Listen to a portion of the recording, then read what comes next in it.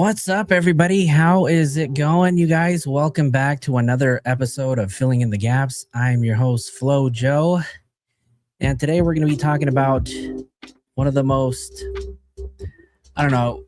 most popular cases going on right now in America. We're going to be talking about the Karmelo Anthony and Austin Metcalf case. How's everybody doing tonight? Let me just make sure that I go ahead and say hello to everybody. Who do we have? Who do we have here tonight? Jazzy Jess is in the house. Heather's here. Nay, none of your business. And then I rock. Ramona Healer's here. Jad, how's it going, Mama Flo? Sydney's here. Natalie, welcome. Ash. Joey, how's it going? I see Joy is here. Pink Panther, what's up, Tammy? Barbara Bish, welcome. How is everybody doing tonight? It feels good to be back, you guys.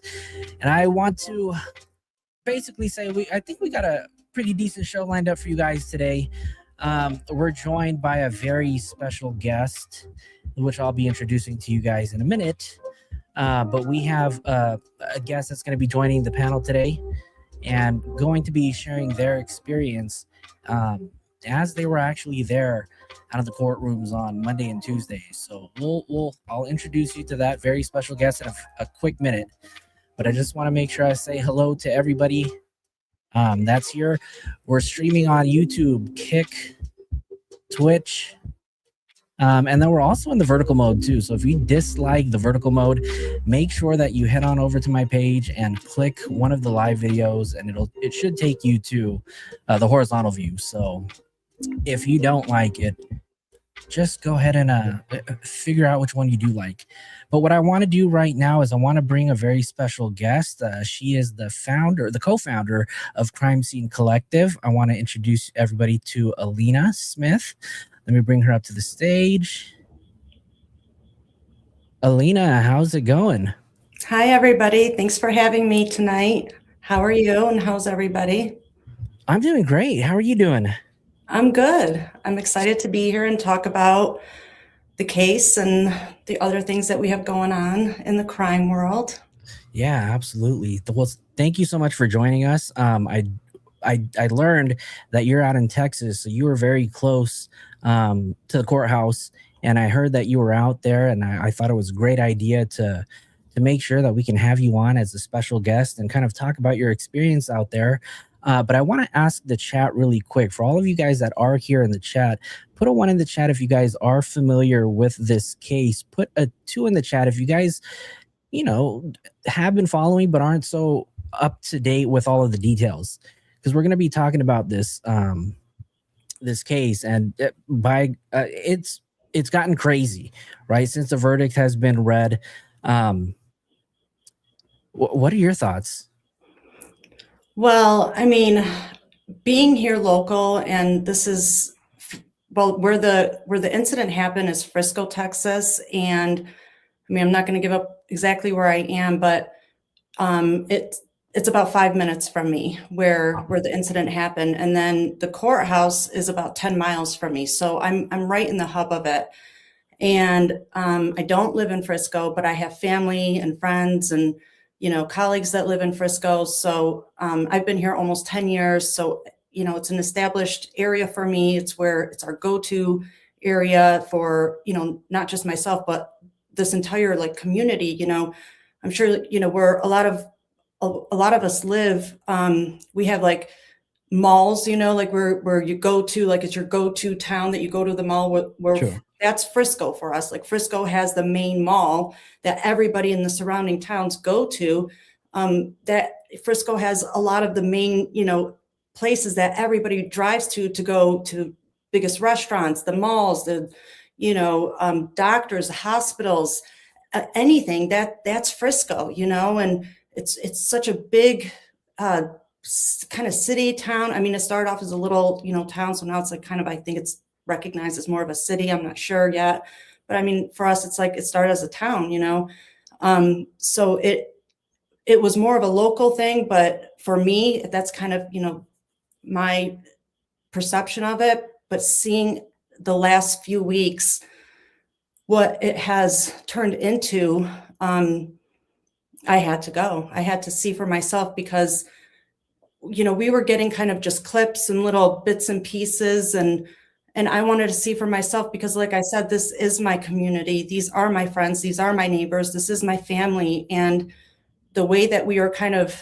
led to believe was that this was a very tense and violent, vile, uncomfortable situation. And I wanted to show my, followers and supporters and, everybody my own view and perception of it, and give my own opinion, of what was really happening over there. Now, since this case actually started and finished in a record amount of time. I want to say, what, 6 days, right? So from jury selection all the way to reading the verdict and the sentencing. Since then, how has the community been? Have you noticed any kind of protests out there? Um, what's the climate out there? Excuse me. Yes. So you're right. It was a very quick the whole part of it. Like, it was expected to last 2 weeks. And I honestly can't say if that 2 weeks included jury selection, but I think the trial was expected to last 2 weeks. So if that's the case, then we would have expected it to only be at this point in week one, because it actually started a week ago today, because jury selection was from Monday through Wednesday. And then the state started with their testimony a week ago today on, June, I had the date here, I think June 6th, right? Or no, that was the Saturday when they rested. So June 4th is when the state started. And then they only took 2.5, 2 to 3/4 days to finish up with their part of it. And they rested on Saturday. And then at that point, the defense was given, had some time in the day left. So they presented 2 to 3 witnesses. And then, the end of the day happened. So they had to adjourn and then start back up on Monday. Monday wasn't even a full day. So to even say that the defense had used as much time as the state is I can't even say that they used a day. They didn't. I feel they didn't even use hours at this point, or only hours, because they had the end of Saturday and then they started on Monday. Court starts at 9 o'clock. So I would assume by the time everything gets going, maybe 9:30, right? And they took it. Typically, I was told that the week before they were taking their lunches between 11:30 and 12 every day, right? Yeah. So that, and I'm talking to everybody in the parking lot. I'm trying to get all the information, what to expect, what here, what there. I network, I talk. I love to talk. I love to gather information. So I'm trying to reach out and get the whole, what am I going to be expecting here come lunchtime? Is there a morning break? Is there this? Is there that? There's no morning break to be expected. So now I'm just waiting for the 11:30, 12 o'clock hour. Well, around 11:15, there's all this commotion and buzz happening. So I'm like, what's up, right? And we find out they're going off to lunch around 11:15. Well, that's kind of different. So now there's another, a buzz happening in the parking lot. And, this is on Monday? This is on Monday. Yes. On Monday, wow. So what this tells me is if court started at 9, well, that's what, 9:30, they maybe, really began. So 9:30, 10:30. So they less than 2 hours, right? For an hour and a half. Right. And then they decide to go off to lunch. Right. So here we have just an hour and a half. It can't even be 2 hours, or let's give them 2 hours. I'm not here to take anything away from anybody. And then they go off to an extended lunch, which that hasn't happened yet. And then I'm gathering information. This is when, because it's a closed court, there's no cameras allowed. That was ruled early on. Also, there's a limited gag order, so there's only so much information we can get. But this is, when it's break time, this is when the journalists and reporters come out and they start being able to trickle out some valid and factual information versus the third-hand information that we're starting or kind of limited to getting at this point, right? And so this is when we find out that the prosecutors had a talk with Jeff Metcalf, the father of Austin, the student that lost his life. And according to them, he was a right. So this is just their perception of what happened. I'm just sharing the information. And then they went for their extended lunch. and court resumed at 12:30. So at that point, we're waiting. We're all waiting. And there's a lot of buzz happening in the parking lot. This is happening, that we see people running up and down the stairs. Every time we see that, we think something's happening here. You know, everyone's ears are peeled and perked. And so there's just a lot of things coming up. They're talking about having the defendant testify. They're talking about having the victim's brother, because he has a twin brother, and testifying. Then even more buzz is happening. Oh my gosh, now they're talking about perhaps there's a plea deal on the table. Well, we don't know. But what I can say that I witnessed with my own eyes, because like I said, we did hear that somebody came out and said that the father of the victim was a bit agitated with something that was said to him prior to this extended lunch. Mm.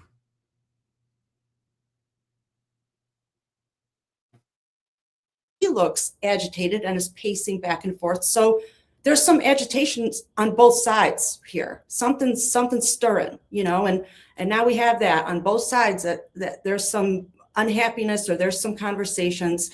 And then we find out they never went back and resumed court. They came back from the lunch break and then had another break. So they're still on break. And this is like 1:30. We're going into 1:45.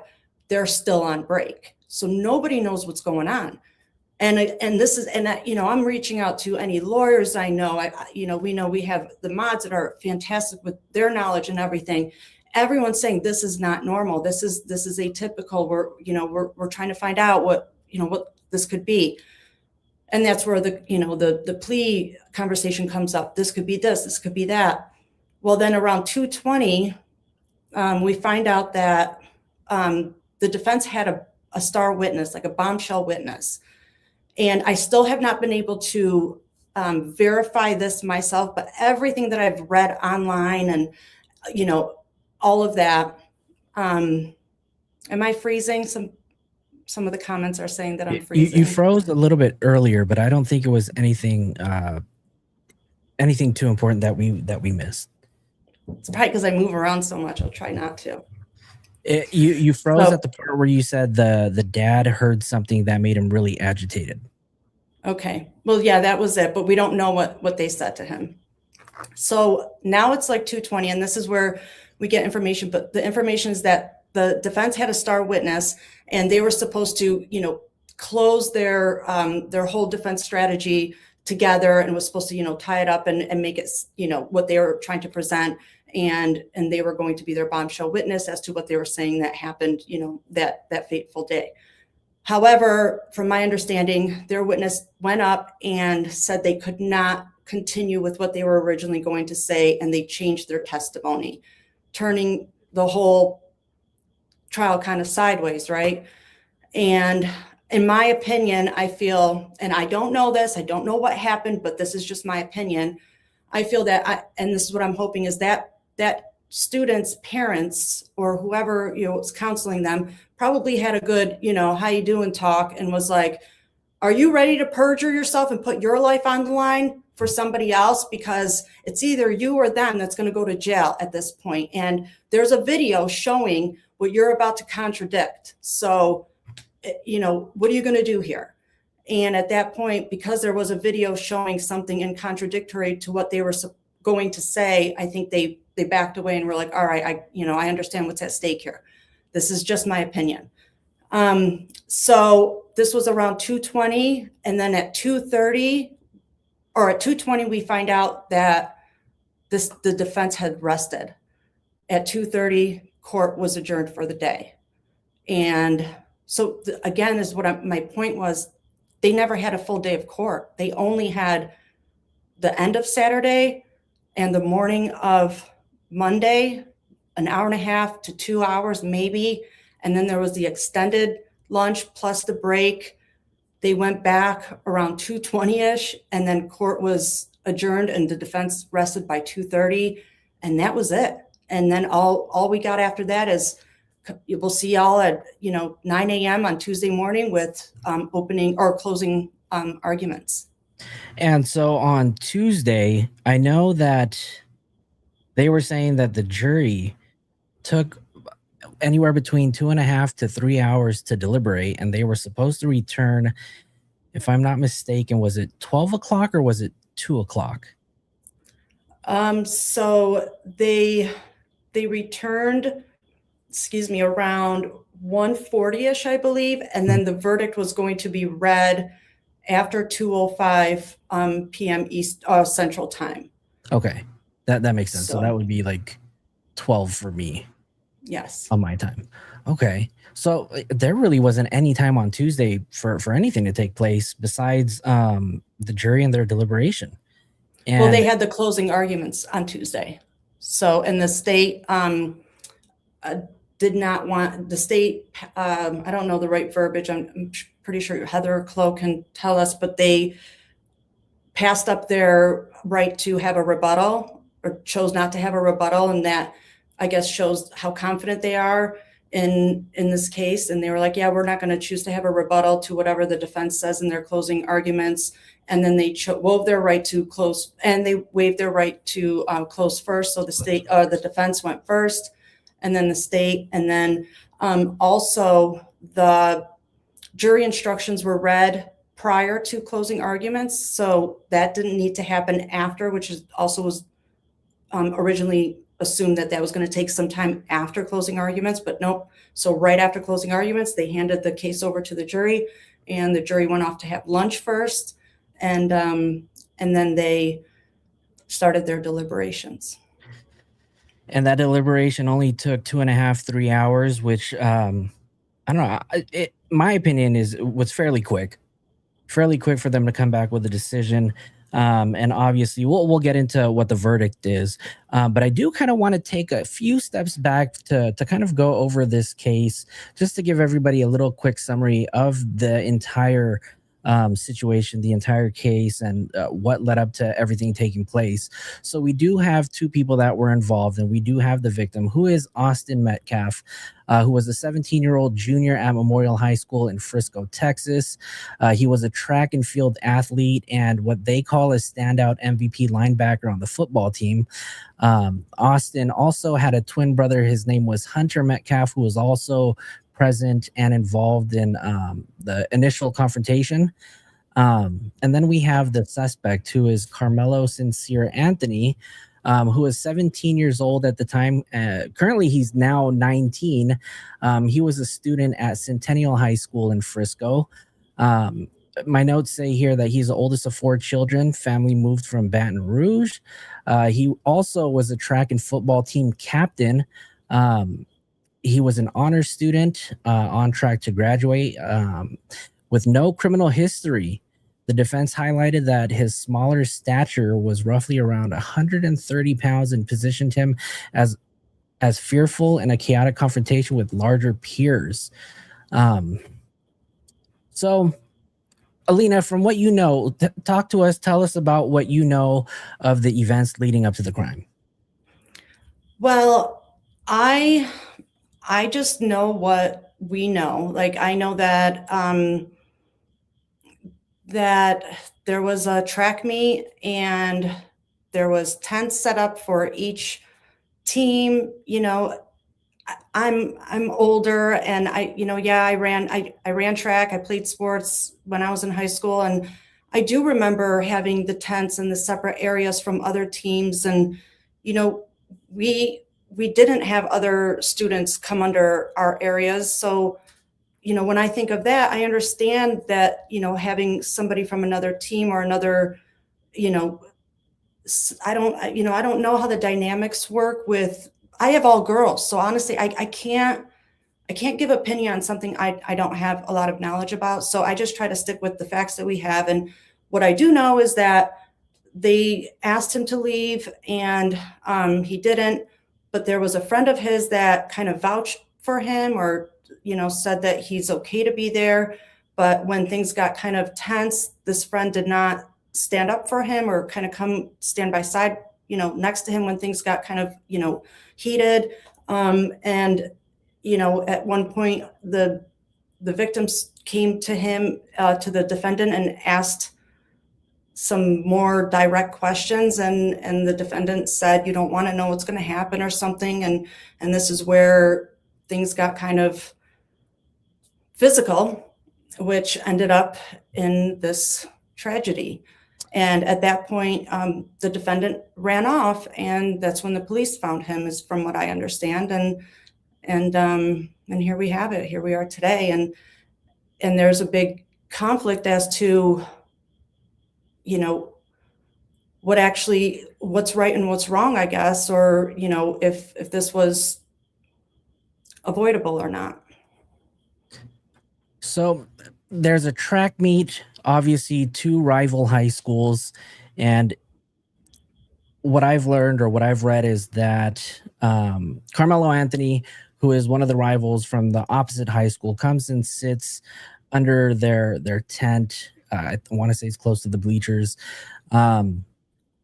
And he's basically sitting under the tent. Per the prosecution, it says that he was uninvited, but the defense is saying that he was just simply seeking shelter because it was raining. It was rainy, Right. and then there was the confrontation where Hunter, who is Austin's brother or his twin, tells Karmelo to leave the tent, and then Austin confronts him, and then they get into this argument. And Anthony, Karmelo, the person who was seated, he reaches into his backpack and states the words to the effect of, touch me and see what happens, or touch me and find out, right? Let's see. I'm reading here in my notes that there was a lot of foul language being used. One student, per their testimony, they were, and pardon my French, but they were using language calling some of the students pussies who aren't going to do anything about it. After that, basically Austin stands and pushes and shoves Karmelo with two hands, or it was two-handed shove, to remove him from the tent. And after repeated requests, let me see here. What does it say? Anthony pulls out a folding knife. Now, a lot of people are questioning why Karmelo Anthony had this tool, as some people would say. Some people would say it was a pocket knife, utility knife. But one of the bigger questions was, why does he have this knife on school campus, right? Right. And so what I read is that Karmelo takes the knife and he stabs Austin in the chest. And what I've heard is that he basically pierces chest and essentially pierces heart, to the effect where Austin bled out. Yeah. He died. They said that he died in Hunter's arms. So Yeah. Hunter basically watched him, pass away before his eyes. Yeah. It was really sad. Like, I guess when Hunter was holding him, I guess the screams were so like extraordinary that even the jurors winced and had emotional reactions during those videos. After Karmelo stabs Austin Metcalf in the chest, he basically flees. He runs away from the tent. And per reports, right, because there is no surveillance footage that has been released to the public, although I'm sure maybe one day, sometime soon, that footage may come out. I know that the jury and everybody in the courtroom has seen it, but they were saying that in that surveillance video, which captures the pushing under the tent, there's students who are scattering rapidly, and Anthony is exiting the stadium area less than 1 minute later. He's basically chased down near the stadium, and basically he raises his hand and he's detained by police without any kind of incident. And upon him being approached by police, per the arrest report, there was no denying by Karmelo, right? He basically pretty much admitted it, that he did do it. He's not alleged, I did it, and that he did it because he was protecting himself. And some of the things that he said was, he put his hands on me and I told him not to. Something like that. And am I going to be okay? Right. Yeah. Let me see. There was also something. So in the police car, he basically asked, is he going to be okay? He Mhm. asked if Austin's going to be okay, and then inquired whether his actions could be considered self-defense, as he was crying hysterically. Yeah, that's sad. Yeah, I mean, it's a senseless act, and obviously none of us were there, so we don't know what else happened during that altercation. But it's crazy that it had to come to something like this, right? Absolutely. It shouldn't have happened. Like it could have been avoided. Honestly, it could have been avoided. And obviously there's excuse me, what none of us want, but obviously has already happened, is this whole thing has now become a racial conflict, Right. right? And there has been a lot of back and forth about the fairness of this trial. A lot of people in the community have touted against the final seating of the jury, how the jury was actually selected. Um, you know, the community is claiming that there were no black jurors on the jury at all. Or I've also read things that this was an all white jury, right? But there have been reports that even that information is not correct. If I'm not mistaken, there were 12 jurors with 6 alternates. Um, None of them were black jurors. The panel that was included someone who was Middle Eastern, Southeast Asians, um, but none that were identified as black. I know that there were about 11 women, 7 men, and 1 juror was an educator, but not in a traditional like K through 12 school environment. Right. Um, Um, your thoughts on the jury selection? I mean, from my understanding, this is again, I cannot vouch for this. This is just stuff I've read. So I can't say it's factual, but I did, and remember, I'm local, so I hear a lot of things that not everybody out there hears, and for people that live in areas that have local cases, I'm sure you know that when you're local, you hear Oops, you cut out.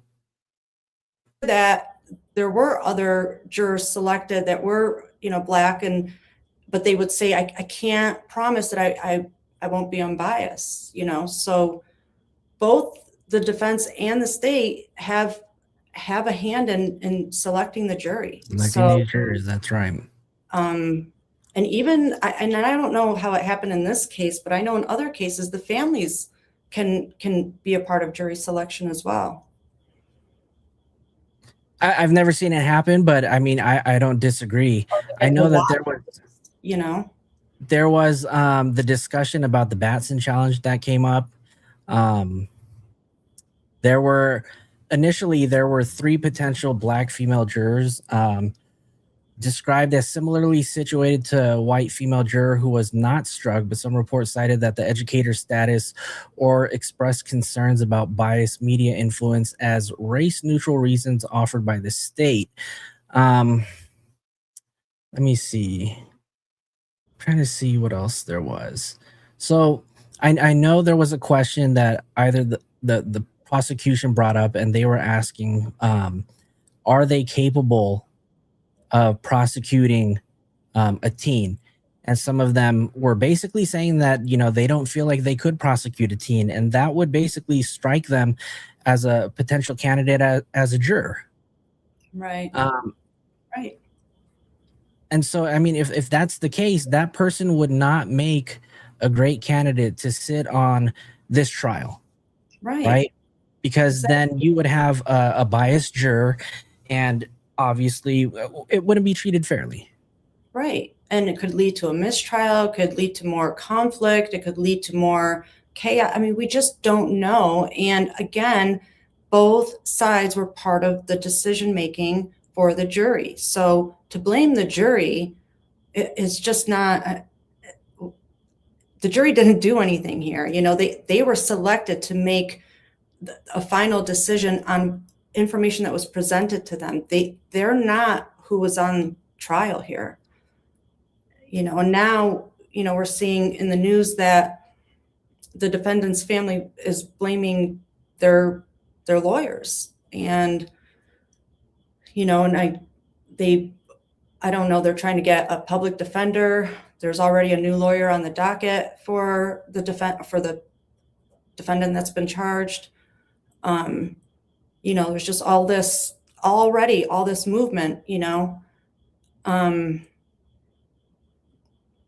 their funds, their donation platform has been pulled. So they're starting different ones. I don't know.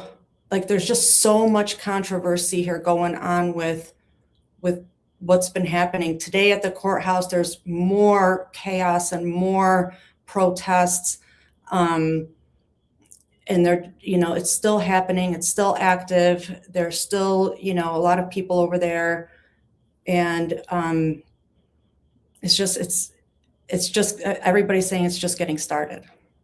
But what is I don't know what that is, right? That's something for us to kind of wait to see what unfolds, right? So what I want to do is I want to show a little bit of footage, because you did share with me some videos of your experience, your day over there at the courthouse. So let's go ahead and take a look at some of that really quick.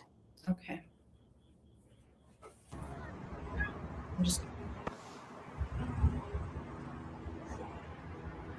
That is a video of right after the verdict was read, and then the public got information on that the verdict was guilty.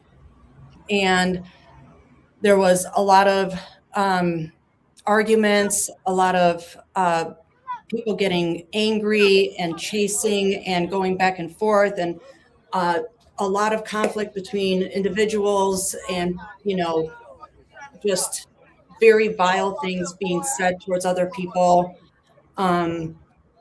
Even violence was being kind of insinuated by people over there, saying that if you slap somebody, it's only a misdemeanor, so just do it. At this point is when I just packed my stuff up and started and just left, because I wasn't there for any side. I was just there to kind of show the community, or show, like I said, my supporters, my followers, that, like I said, this is my community. These are my neighbors, my family. And I wanted to show firsthand what it was truly like. And up until this point, it wasn't like this at all. I was greeted with love and hugs and handshakes and smiles. And I had not had a sideways look at all up until right at this moment, where this was the only time I felt unsafe. Okay, so that was actually going to be my next question. Was there any point that you did feel unsafe? I remember seeing some videos where some people brought their kids to this, and I just thought, this is absolutely like the wrong place to have children. In the event that the tension escalates, it gets pretty hectic, and some sort of shoving or fights. So any of that right. So I don't know if you saw, there was so that happened right after one of the big blowouts. So there were the Black Panthers there. There were the Proud Boys there. I mean, everybody was there. There was, it was a lot. I mean, people were just button heads and all that. So after the verdict was read, and then we found out, that because it was read, and then all of us just wait in anticipation, and people are just like pacing and waiting and waiting. And it's just building and building and building.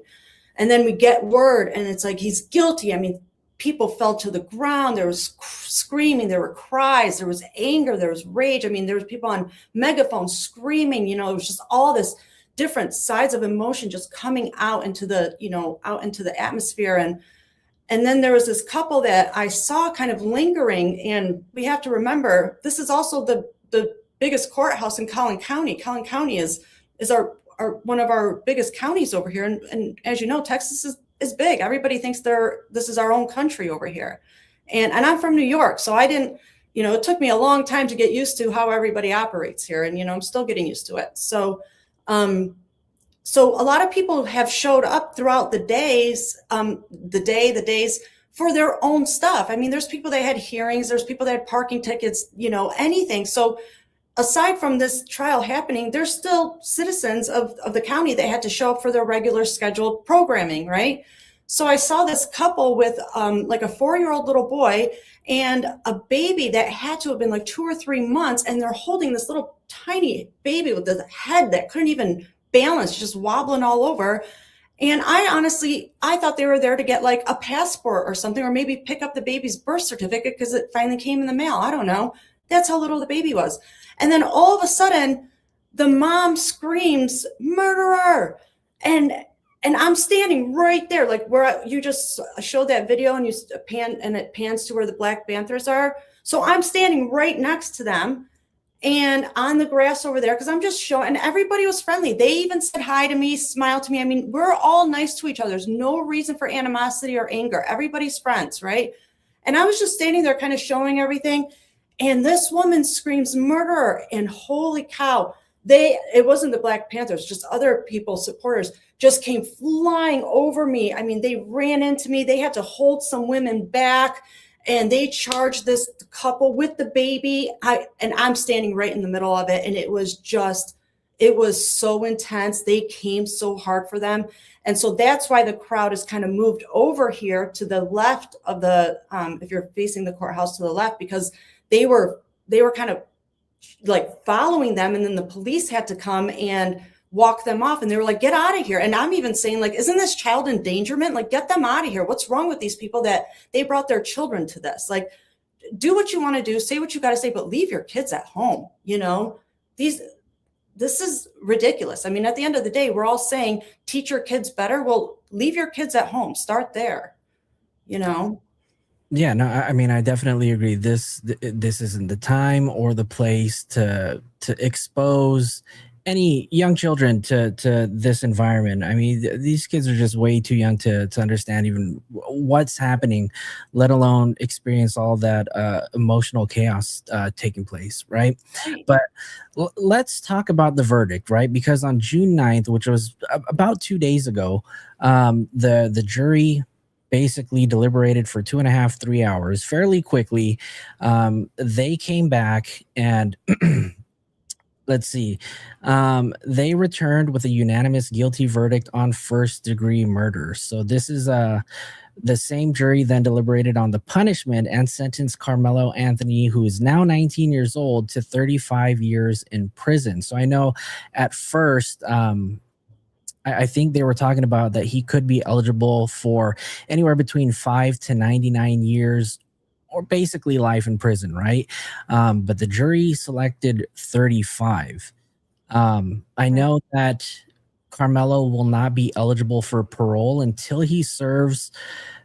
I think they said in Texas it's mandatory that you serve at least 50% before you become eligible for parole. So that's roughly around 17 and a half years that he would have to serve before he can even be eligible for parole. I know that the jury also rejected the manslaughter charge, right? Right, which was added at the very last moment. That was added on Tuesday morning, when the jury got their instructions. The manslaughter charge was added.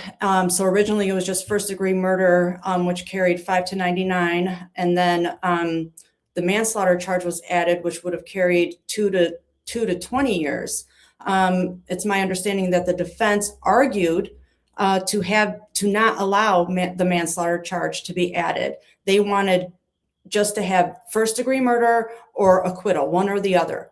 That's a 50-50 chance. They did not want a third option on there. I don't know why. My opinion would be, well, because then it's a backup plan, and that gives the jury something versus one or the other. It's a gamble. So now, I understand why they said no. Like, I truly do, because at this point they could have just said, they could have divided the room, and they could have argued, well, if half of you are divided, then let's talk about it, and let's, try to convince the room that's half divided to go with the acquittal. Where now having the room divided in 3 portions is going to be a lot more difficult to, convince. But so the defense argued that, but the judge denied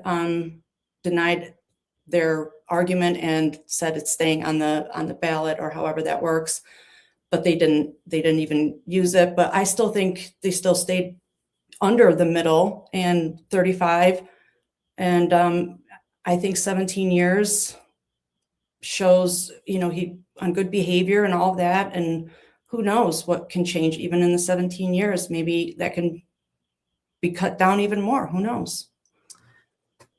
After he was sentenced and taken into custody, I saw that there was a mugshot of Karmelo Anthony that came out. And I noticed that, originally he had fairly long hair. And in I guess I want to say the second mugshot that I seen, he had shaved his head. And then right after the verdict was read, there was another photo that came out and he was practically like skin bald. I don't know if you guys have seen that. My question was, and maybe this is just standard procedure for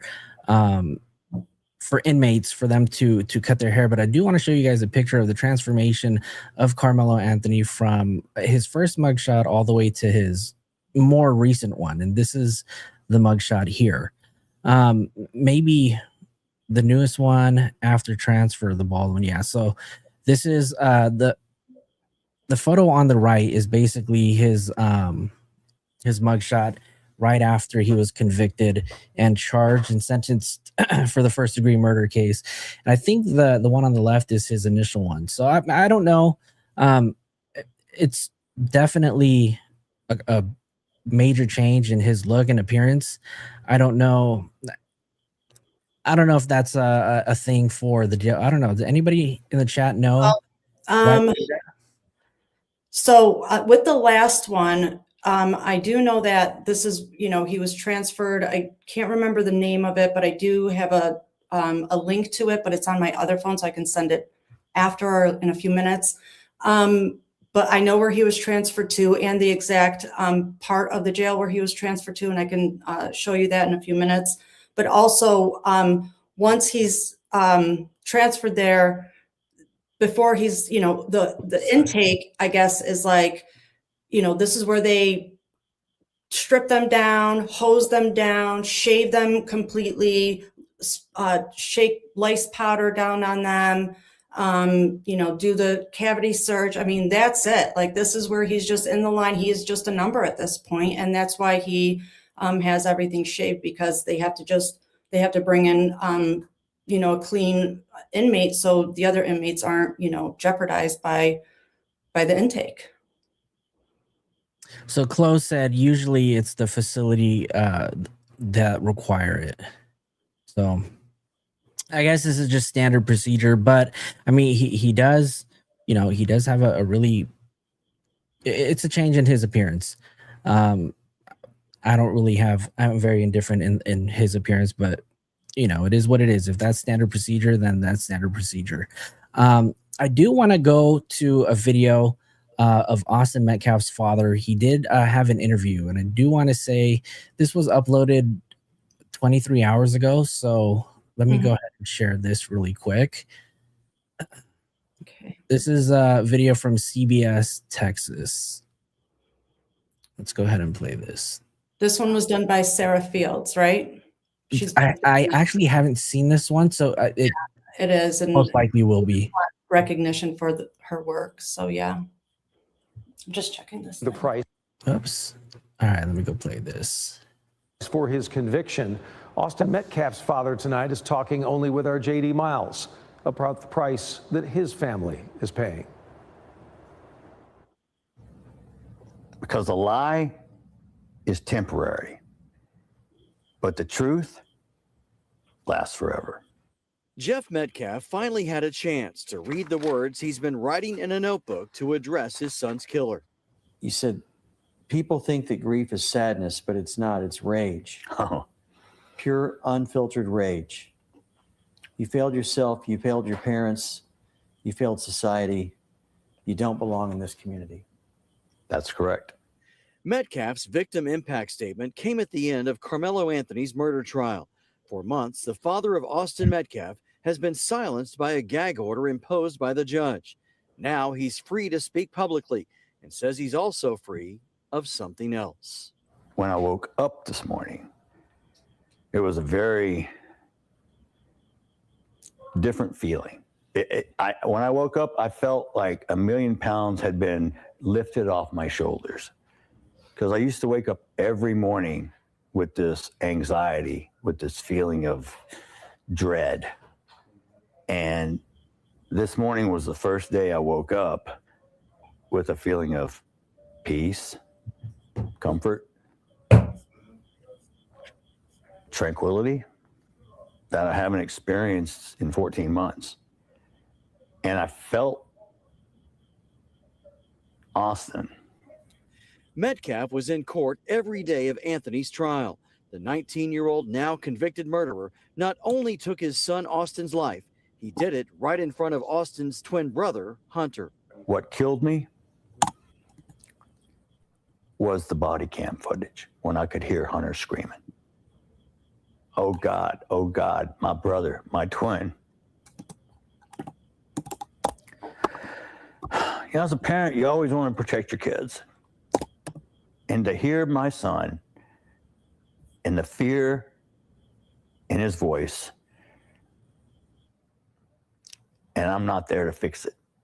What was it like sitting in that courtroom with Karmelo Anthony for 5 or 6 days? Challenging is the first word that comes to my mind. And I'll even say this. I had a little bit of sorrow because I'm human. And that poor boy is fixing to experience a life that I would not wish upon anyone. Metcalf says even today he's received death threats and has previously endured doxing of his personal information and multiple swatting calls to his house from people who he says have tried to villainize Austin and the family. I would hope they take a look in the mirror. And if you have children, and if it was your child who was murdered, would you like people dragging his name through the mud, making memes, making jokes, and just really vile comments? Where do you and the Metcalf family go from here? Well, I mean, this is day one of a long healing process. Because honestly, it's been impossible to start healing until this trial was complete. The trial may be over, but the racial polarization among Americans on display outside the Collin County Courthouse continues. Look at the effect, not just the effect here between the Metcalf family and the Anthony family. Look what it did, one, to those kids they have to live with. Two, it took on this huge, wider, let's have a race war throughout the nation.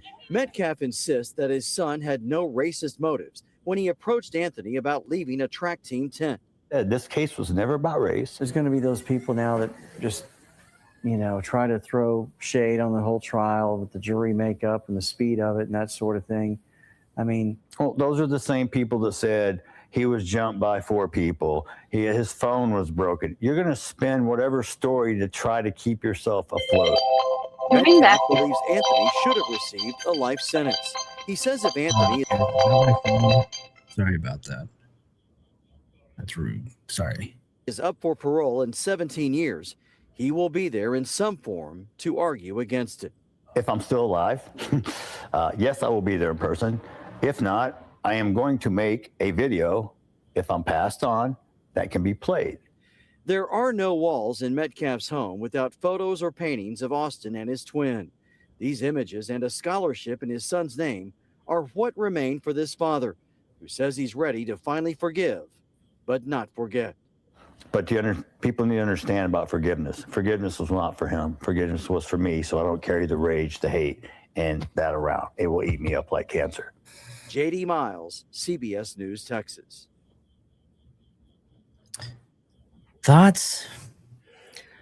It's just sad. I mean, so many people have turned that interview around and said that he, was aggressive and mean, and I didn't hear anything. I mean, it shows he has sorrow for, both sides, and he cares, and it's unfortunate, and he said how he's been having threats and they've doxed him, and this is true. Just a few hours ago, there's posts of them coming after the mother of the victim, and I saw the comments, and they are legit threats, and they're saying they're going to find them, and these threats are printed, and it says things like, we're going to put you in the ground right next to your son, and things like Wow. that. And, your other son is next, and things like that. I mean, they're legit. And I heard them myself. I verbally heard them when I was there on location, and it's scary. I mean,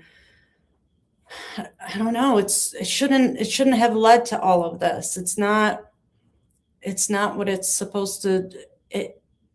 It's just not where it should have led.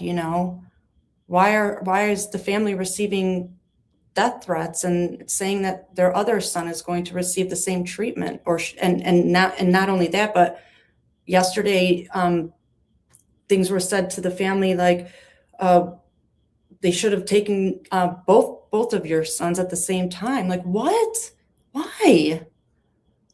So, I mean, the message there is terrible. Absolutely. And the strange part as well is that even on the other side, right, the family of Karmelo Anthony, I believe I heard as well earlier today that they're also receiving death threats too. And I think that they did an interview earlier today with the Breakfast Club, and I do have some footage from there, which we'll pull up and we'll talk about really quick. I want to see where. Let me get the timestamp. So we'll start off with this part in the very beginning, because it talks about like how they're doing. But let me go ahead and share this as well.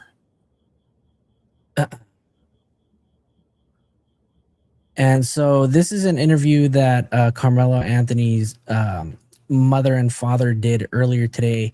And this is their first interview after the 35-year sentence. So let's have a listen. Sad too. I watched this.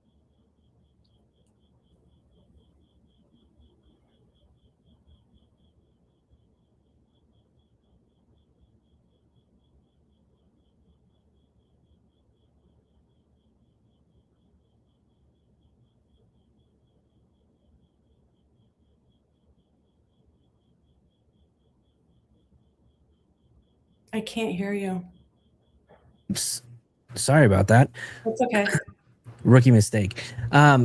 What I was saying is that even as the brightest of the brightest students, they can still make life-changing mistakes, right? And this was one that really, it was a huge mistake, which resulted in him being charged with first-degree murder, 35 years Right. in prison, right? And I agree it was a mistake. Like there's so many people that want to say it was premeditated and all that. I don't agree with any of that. Like, I do feel it was a mistake. And, but it's an unfortunate mistake, and lessons need to be learned.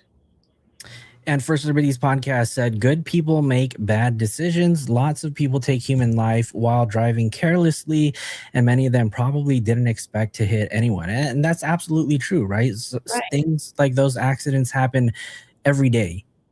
Right. And then Coco Mom in the chat also said, but Austin's mother has to visit his grave while Karmelo's family can visit him in prison. Right?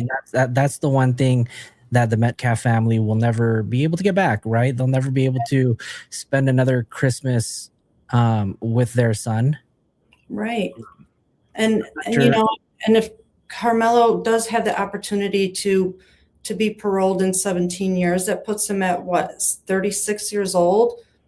I mean, in this day and age, that's 36 is the new 26. That's when people just start settling down and having families. So like there's still a lot of life potential for this child at this point, but he will be an adult at that point. But there is still a huge amount to be lived, and and that's still there. They can have grandkids. They can walk him, see him walk down the aisle. All of that is still a possibility. That has not been taken at all. Absolutely. And I don't know. This is all just a really tragic incident take place. And unfortunately, it's come down to it becoming a racial thing.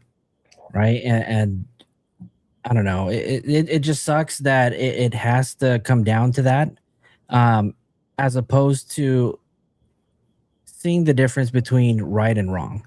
Right.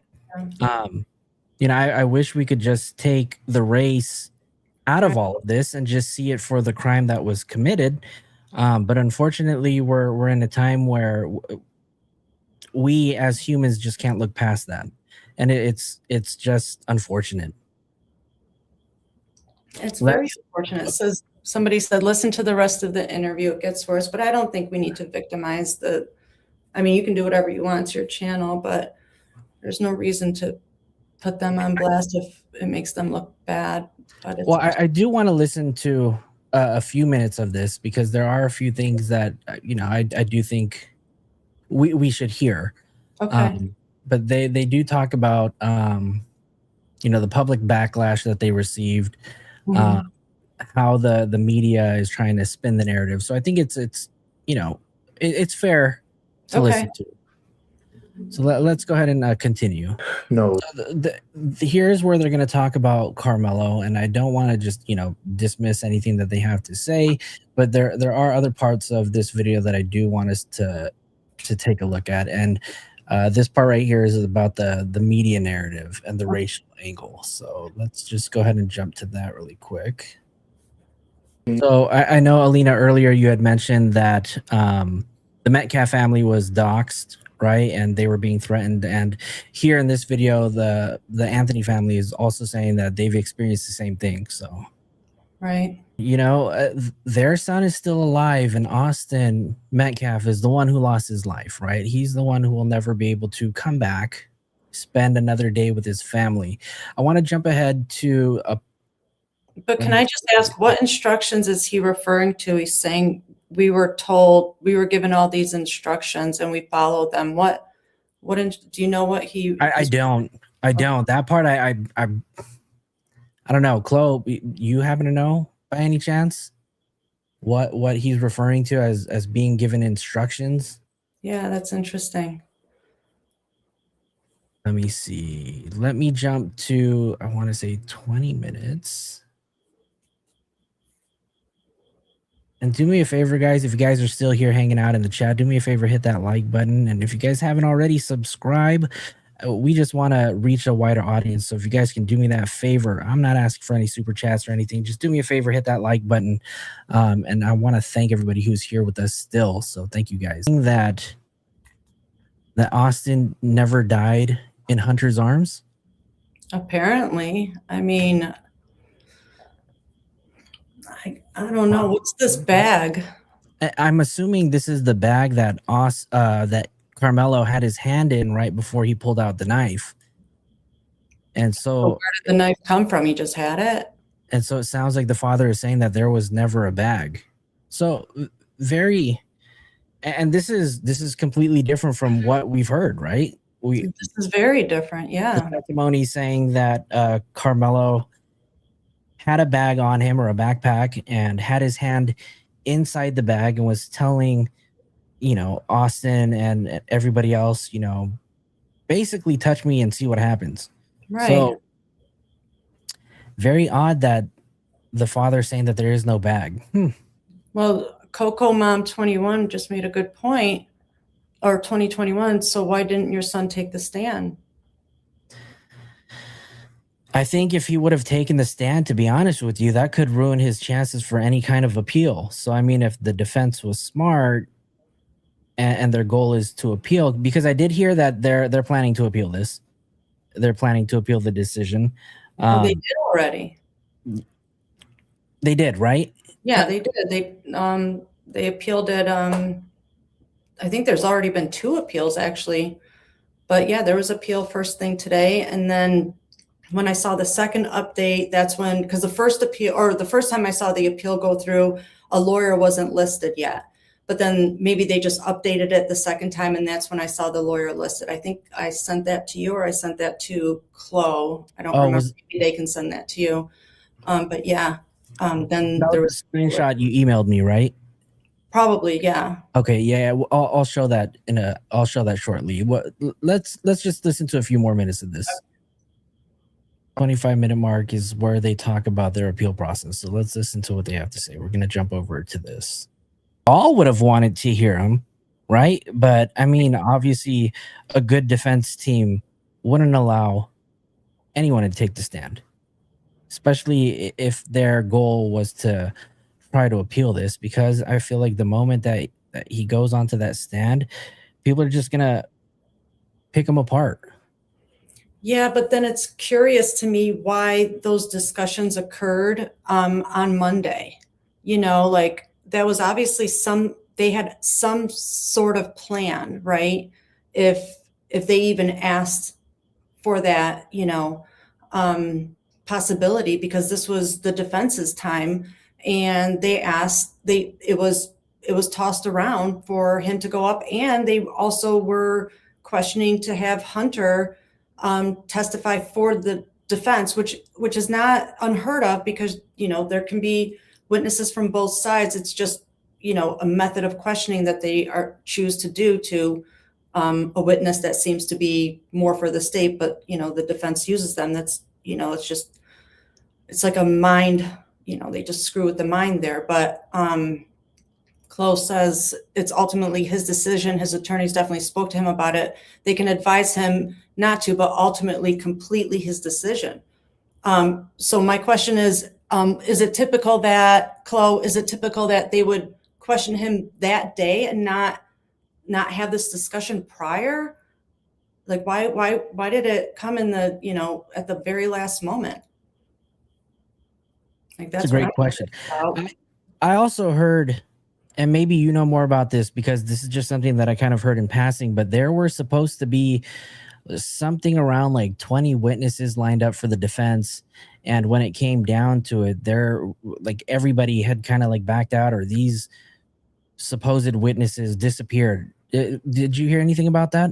Well, so maybe my terminology is incorrect, but no, I think you're on the right like thought process. So I was kind of questioning that too, but, you know, so what I understood, and this number has changed in the media, but I always go with the first information that I get, and I kind of stick with that until I get factual information. But from what I understood in the beginning, I heard there was 21 witnesses on the state side, but on, you know, when they go up, from what I understand, the defense gets to kind of, you know, have some questions like in a rebuttal or maybe.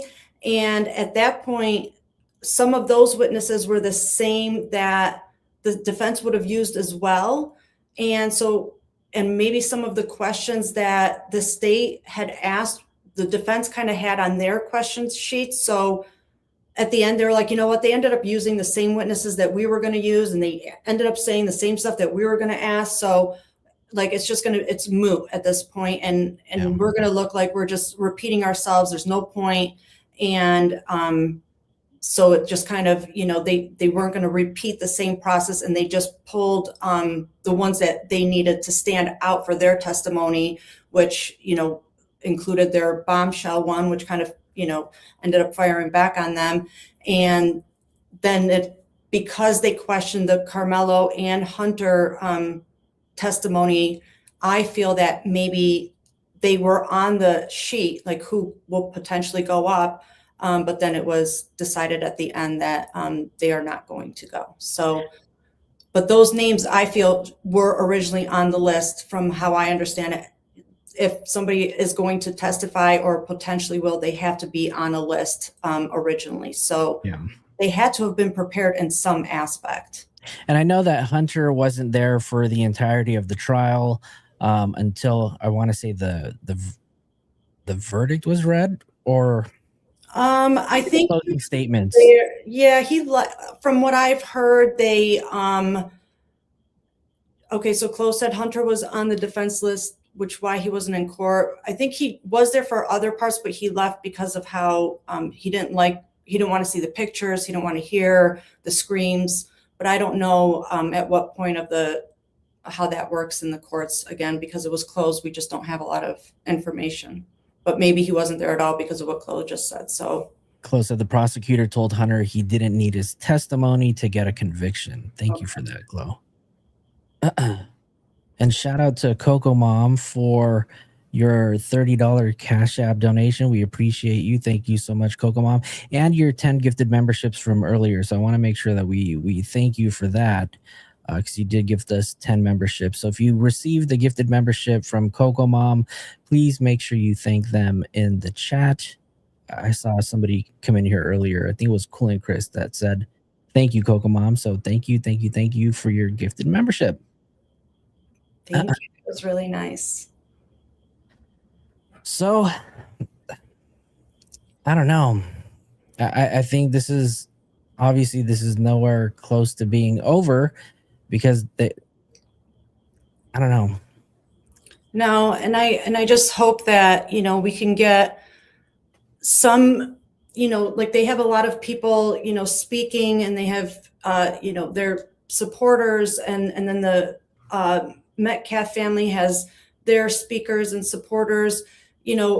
I'm hoping maybe there's somebody in the middle that can maybe bring their, the people that are representing them maybe together somewhere at a quiet meeting and be like, what can we do, for the society, for this nation, to stop this chaos and this war over this tragedy, because it shouldn't be, a war against, all races in the country and in our world right now because of this.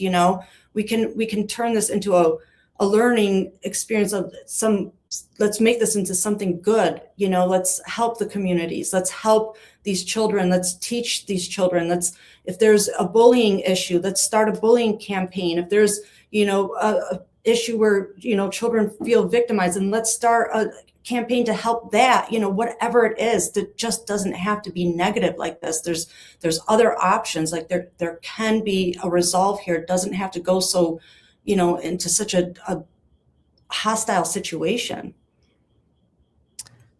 As you were mentioning that, I couldn't help but think about what I heard about the family, the Anthony family raising money, and I heard the figure somewhere around like $600,000 that they raised. And there were reports that the Anthony family purchased a nice big home. They bought Well, I just want to say one thing on that. That's what the perception is for a lot of the public. And I do want to say that, again, because I'm local, I am almost positive it's a rental. It's not, they didn't purchase it, because I've seen the house. They could not purchase that house with the $600,000 and then purchase all the other things that have been named in these accusations, which we have no receipts. We're not paying their bills. And until we don't have a right to speak on their monies. But I also am very familiar with how things cost over here and where they, that community, and they did not, but unless they had money to, already money, and it would have to equal at least 3 times that amount to live the life that they are, being accused of living. It has to have been a rental or something like that. But, people need to calm down with these narratives that they're pushing until they have, an actual bank statement from this family and can prove it, because otherwise just, get out of their personal lives. It's somewhere $3,000 a month for that house. Yeah, I saw a tweet earlier today. I forgot to copy it, but I did see somebody posted photos of the house, and then somewhere in the thread said that the home was rented, because it was already off of the market for some time before that. But I mean, we don't have the facts. $1,000 a month, and somebody gave that to them on a really good deal. A house like that is minimum between like a minimum 4,000 to 4,500 and maximum 6,000 in this area. Hmm. And then you got to go, that's just rent. And then there's utilities for a house like that. I mean, I lived in a house like that just a year ago. I lost it because of being online and harassed by communities, you know, the online communities. And utilities in a house like that are several $1,000s a month. So you have to have a constant, you know, income flooding in to live that lifestyle. And everything that they're being accused of having and living off of, that sum of money cannot sustain all of that. And then remember, wasn't that money for their legal counsel? That's what I read. Right. So then we have to add that in there too. I mean, I don't know. Again, I'm not, nobody's paying my bill. So I'm not paying theirs. They're not paying mine. It's none of my business.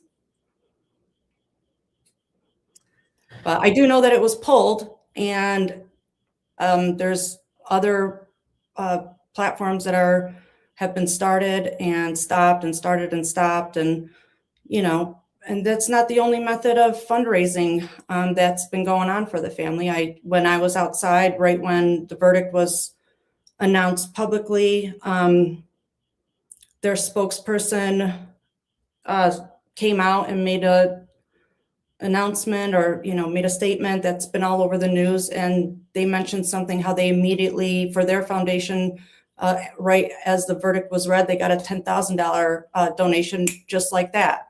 So there's different areas where money has been allocated and sent off for to help this case, this cause, this family.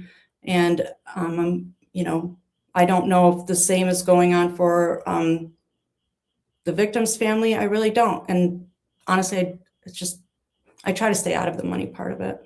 Yeah. So, I mean, Alina, is there anything else you want to touch on before we kind of wrap this thing up? I know it sounds like we have an appeal that's pending. So this is something that we're obviously going to follow closely. And hopefully once some of the court transcripts come out, we can, you know, come back and revisit this topic and talk about it. Abraham, I can't pronounce the last name, asked if Karmelo was defended by a public defender or private. At first, it was a public defender. I'm not sure if the public defender was Billy Clark and Kim T. Cole, but I know that's who he was represented by early on. But his lawyers for when this trial went to court was Mike Howard and Toby Shook. I'm sure Toby was really shook. But then the prosecution was led by Collin County's first district attorney, Bill Werski. And I believe he had Greg Willis and Dewey Mitchell as well. So that's who was in the court. Oh, and then the judge, I had his name down here somewhere too. It was like John, hold on. Oh, John Roach Jr. And then that was another thing that was spoken about in the parking lot all the time. How this is his last case. And a lot of, you know, the chatter was that that the decision was an emotional decision based on this being his last case, and he wants to go out with a bang, and it's going to be guilty no matter what, because this judge doesn't want to finish his career on a not guilty verdict. And it's like that's just not how judges operate. Like, you know, I follow a lot of cases. I've worked on cases. I've attended trials and hearings. Judges just, you know, if they've had a long career, they're not gonna just finish it just on like some false pretense, you know? Yeah. So that I just didn't agree with that either. And it wasn't his decision. It was in the jurors' hands. Chloe says he was defended by taxpayer dollars throughout. That judge still has another 6 months, and he did an interview just today. Ooh, I didn't catch that. Chloe, if you can find the link for that, send it over. Maybe we can take a look at it.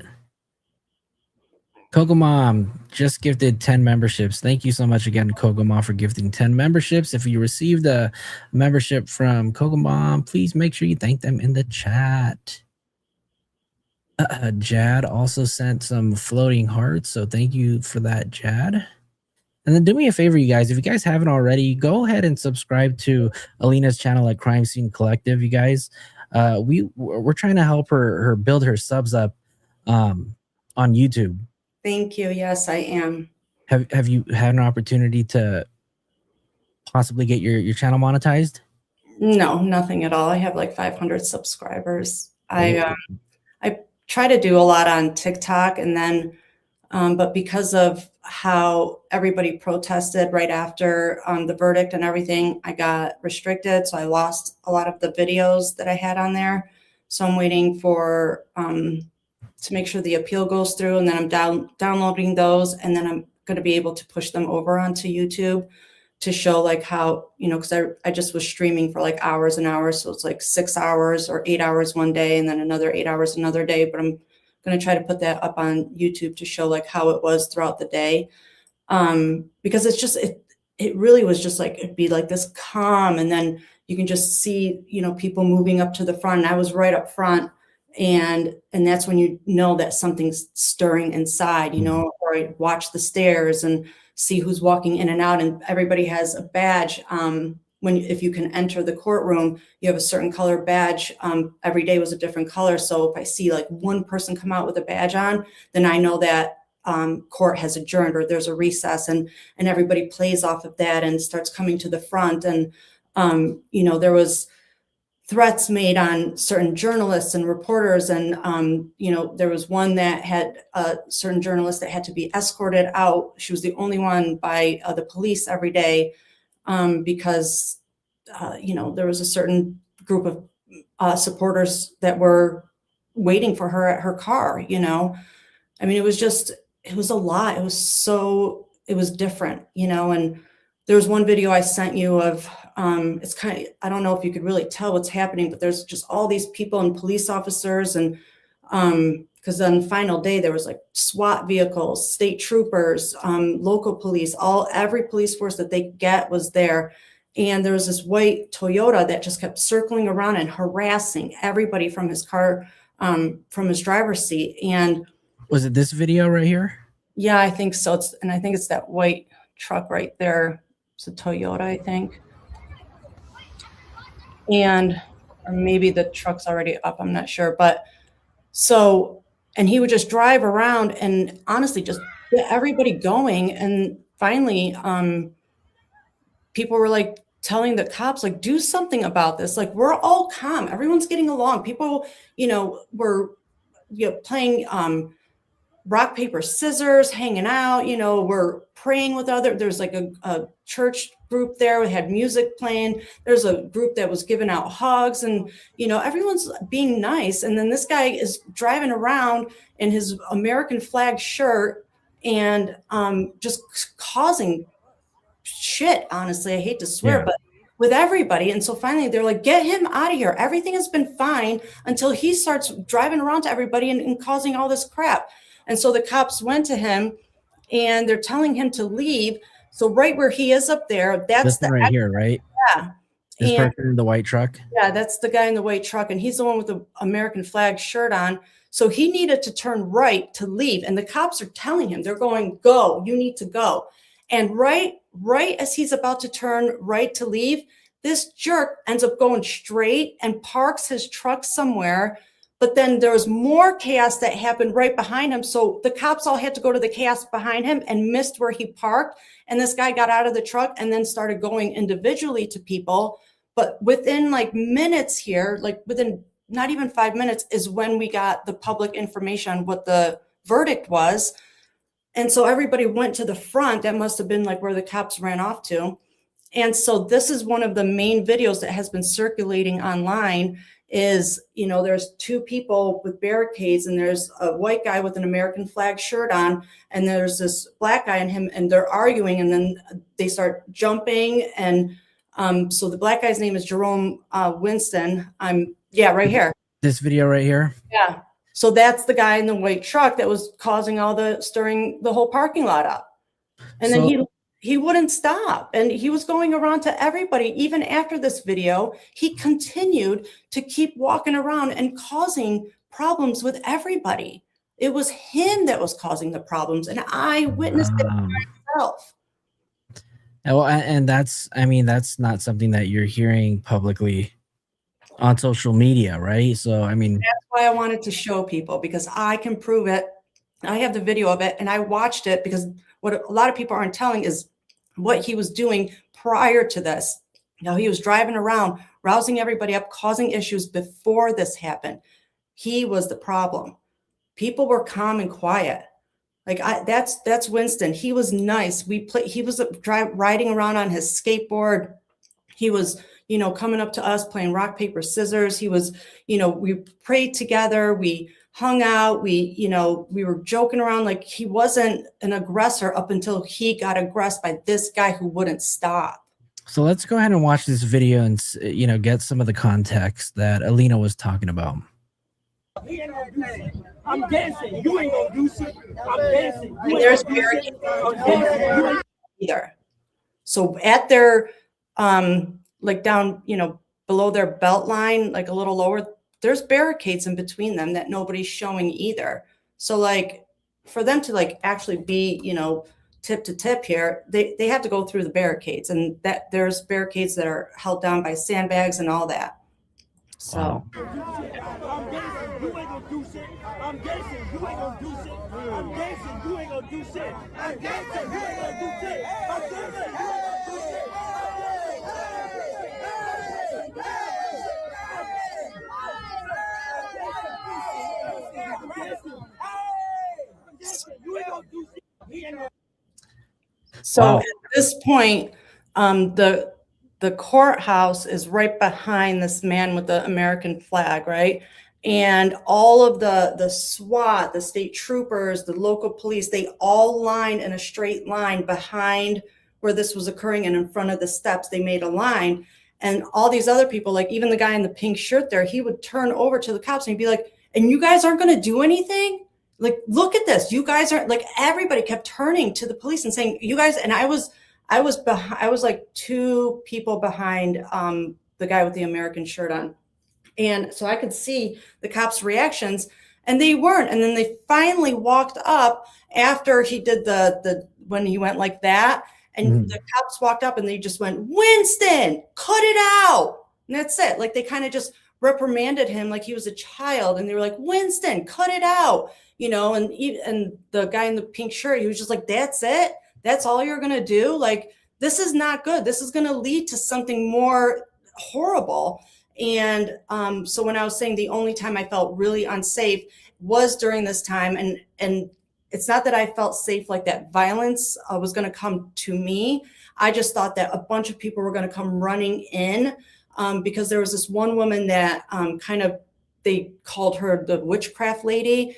And right at this moment, she came in right next to me. Like, she even said, "Excuse me," and made me move. And so she can come right up front, and she started to do her, because she goes like, "Woo, woo, woo, woo," and she started to do that and putting her hands up and jumping up and down and doing her like witchcraft stuff. And when that happened, I felt more people come, and I have a really bad back. So I was like, somebody's going to hit my back. So I was like, I'm out. And I went back around to where the trees were there, and I just stood there and watched it. But that's it. And he was the instigator. And then after that, I watched him instigate probably 3 to 4 more times before I left. And then I could see videos after that, and I could see him still doing it to people. So there's more videos of him doing that. Oh yeah, you can see little clips of him always like standing here and just, trying to act like he's this older, calm man. No, you could see him talking, like saying stuff here and there. But, because he gets this, loud reaction, everybody's cameras pan to the loud reaction and makes, Karmelo's supporters look terrible. Where I can attest, it was this guy getting them going. and I have evidence of that, and it's on one of my videos that I'm trying to upload back to, because this is what got me restricted and suspended, because I showed the row of cops, and it said I was brandishing weapons, but I was showing how the cops have all the weapons, you know. So, I mean, so as you guys can see, the tension is just, you know, kind of raised immediately after the verdict was read. There were tons of crowds just kind of gathered outside of the courthouse. Obviously, emotional reactions from both sides, whether they're supporters of Karmelo Anthony or supporters of Austin Metcalf. I do want to show you guys another video, as well as some of the interactions that took place outside of the courthouse. And it looks like, I don't know who this person is, but, you know, let me just show this to you guys, because this one, I don't know. This one was a little upsetting to watch too, but here. All right, so I've heard a lot about justice for Karmelo, right? Yeah. Justice for Karmelo. I would have stabbed that nigga. Why he don't go? Hey, I would have did it to him. So here you can hear him saying, I would have stabbed him too. Let me just go ahead and rewind that for you guys. Yeah. Justice for Karmelo. I would have stabbed that nigga too. Why he don't go? Why? Hey, I would have did it to him. I promise I would have. I would have did it to him. But why? I would have did it to him and his brother. Okay, but for what Let reason? me tell you why. Yeah. Them little boys came looking for trouble. Okay. You come looking for trouble, you don't know what fucking outcome going. Sure. You don't know what outcome. You Okay. rob a bank, you don't know if you're gonna get the money. Wait, you don't- somebody robbed a bank? Hold on. Listen, real quick. man, you wanna Listen, play dumb, listen, man. listen. Don't give me no I'm trying time. to- No. No, I want to hear. Yeah. Let's talk about it. All right. You can record it, motherfucker. Yeah. No, I want to. You rob a get bank, inside, right? right? You rob a Yeah. bank, right? You might get the money. You might Okay. go to jail. You might be dead, right? Right. You fuck with the wrong motherfucker. It's the Okay. same way. Them boys were looking for trouble. You know what Okay. happened? He got stabbed and he died because he Okay. went looking for trouble. That's self-defense, motherfucker. So All right. if you can't see that between your fucking little ass brain, motherfucker, All right. do I have to tell you? I have to whisper to you? So You want me to whisper to you? no, I just. You want me to whisper it to you, You can- motherfucker? You can talk in. You want me to whisper it to you? Well, you're yelling All right right, now. then, bitch. You know, you're. Play with somebody else, nigga. I'm a real gangster. Play with somebody else. I No, will fuck you up. I'm just trying to get like some insight into the situation. There we have it, guys. From a real gangster. I don't know. I feel like whoever this person was clearly had an agenda. yeah, and that's the goading. You know, that's the goading I'm talking about. That, and then they get, you know, and then it's like, oh, I got attacked. It's like, well, what did you do? Like, you shouldn't have gone and laughed and done all that. Like, you know that this is a very emotional, heated situation right now, and you're doing something for a reaction. But if that reaction didn't suit you, you're going to be upset about it. Like, just don't go there right now. You know, just don't. Like, and especially with that agenda. Like, if I went there with that agenda, like, can you imagine? You know? I mean, both sides are either lucky that nothing further escalated, right? Because it could have been bad. It did get, I mean, that Winston did end up getting arrested. A lot of, there were several arrests. There was a massive protest scheduled for yesterday with Jake Ling, and they got him off so he landed at like 12:30 yesterday from Miami to Dallas, and apparently the feds went right to his, on the airplane, on the tarmac. 12 feds went on the airplane and threw him down and arrested him and dragged him off, and his bail is $1 million for making a threat towards this case.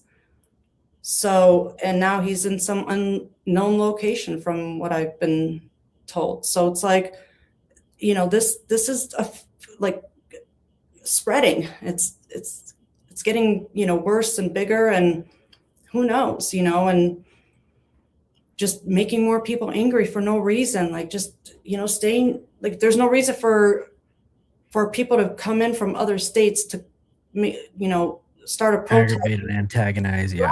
Like, I get, like, if they they lived over here or they had, you know, a dog in the fight or whatever, but why are you flying in from other states to stir stuff and then upset on what the repercussions ended up being of that? Unless you're prepared for that, then okay, then you understand what you walked into. Alina, do you know if there are any planned protests scheduled to take place in your area? I just knew about that one from yesterday. I do know that just every day, everyone is just at the courthouse sharing their thoughts and what they would like to go further. Today there was a supporter for the Anthony family. It was a doctor, it was a woman, but her title was a doctor of something. For some reason, I want to say Pamela, Dr. Pamela something, I can't remember right now. And they were asking for donations to help them with the Anthony family to get a new counsel team together for their son. And that was their message. And there was, you know, when I started watching it early today, there was only a few people there. And then within like an hour, it looked to be at least 30 to 40 people there. So, and that was just the one angle for that specific person. So there was different, you know, different people and different crowds over there, but it's nothing as big as it was the last couple of days. If there are, do you plan to attend any of the protests? Depending on what the point of the protest is. Like right now, I don't have any agendas for that. I got my good fill over the last couple of days, and I just, you know, Good enough, right? Yeah, I mean, like I said, if there's going to be some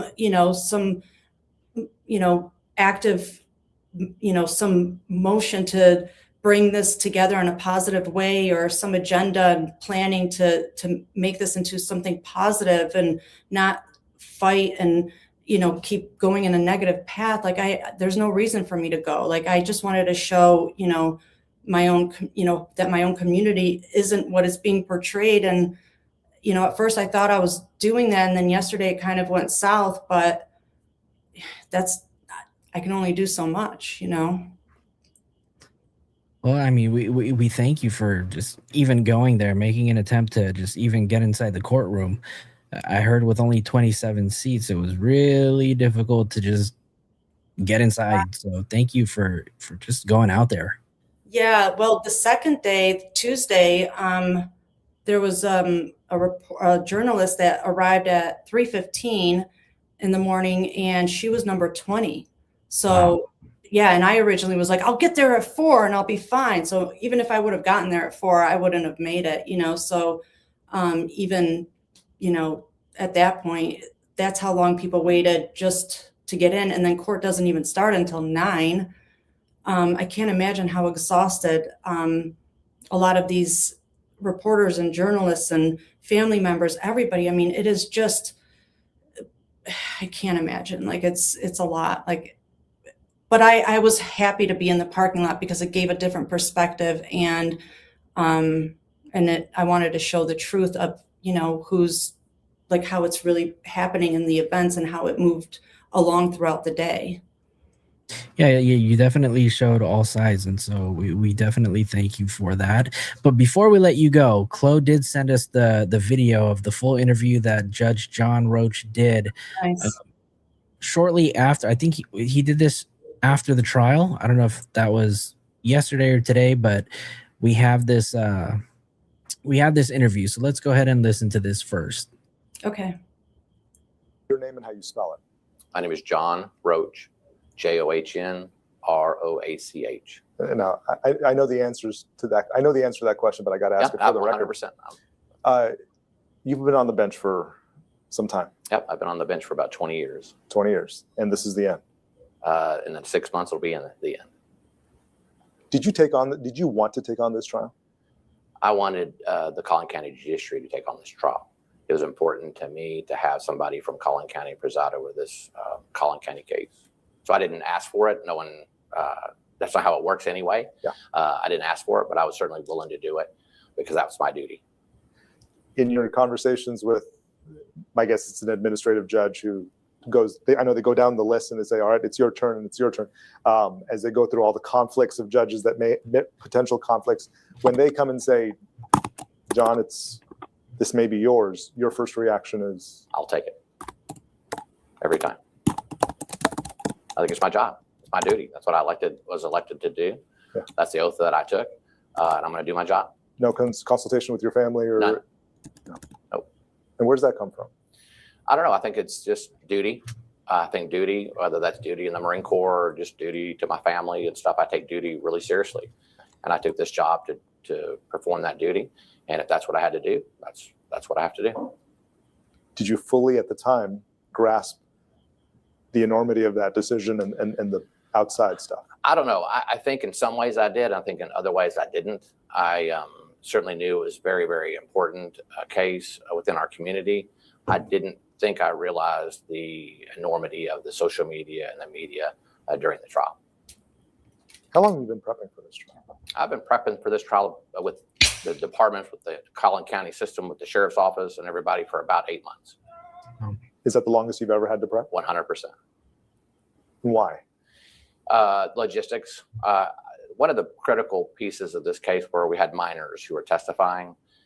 Prior to me getting the case, we had some of those witnesses doxxed and swatted and revealed on social media. I didn't want that to add to the already traumatic event they've been through. And I didn't want them to change their testimony or be uncooperative with people trying to call as witness out of fear. And so my number one duty at that point in time getting the case was to how do we protect those minors who are critical to this case to come and testify. I'm sure you've already read and know that one of your fellow judges has already been doxxed and swatted and all the things. I did know that. And still no reluctance from wanting to take it on. None. Yeah. The decision to not have cameras or any kind of streaming.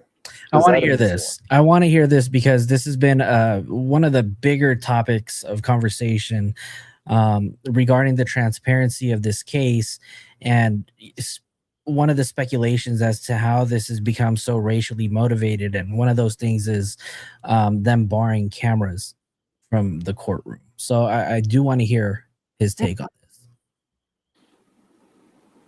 Yes, it was an easy decision. And I'll tell you why. My primary goal in any case is to make sure that the defendant and the prosecution gets a fair trial, period. I have seen from other cases around the country where cameras in the courtroom changed the way that the judge acted, the lawyers acted, some of the witnesses acted, and we were not going to have that here. We were going to really isolate the purpose for which we were here for, which is to have that fair trial, and cameras in the courtroom did not enter into that equation at all. How much grief did you get from people around you about that decision? I don't know. I don't listen to it. I just flat don't listen to what's going on the outside. I do what I think is right, no matter what decision that is. And I sleep well at night knowing if I follow the law, then everything works out like it's supposed to. And so these outside influences, all the noise from the outside, I really isolated myself from that in this case and in all cases, and just do my job, do the best I can, following the law.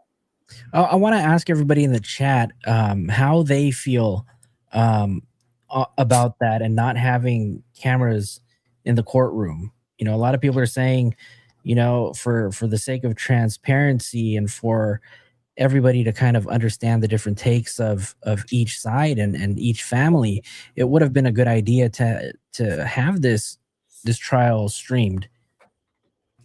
So I want to know what everybody in the chat thinks. And Alina, I mean, what are your thoughts on that?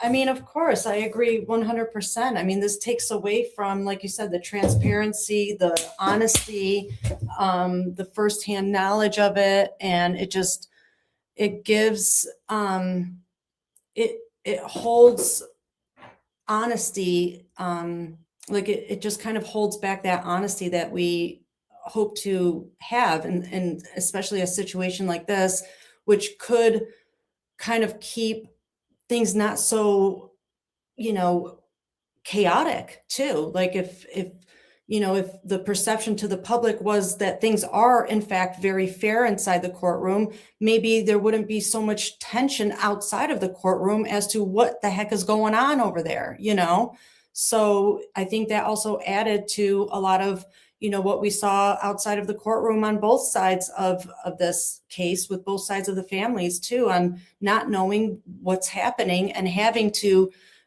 keep a certain level of, their faces, kind of like not, I don't know if the right word, but like, they couldn't share how they were feeling exactly because there was the limited gag order, the not an open court, information was coming out second and third hand, and maybe the expression on their face would contradict that. Like there was just so much, and they shouldn't have to, right? If they just would have had an open court.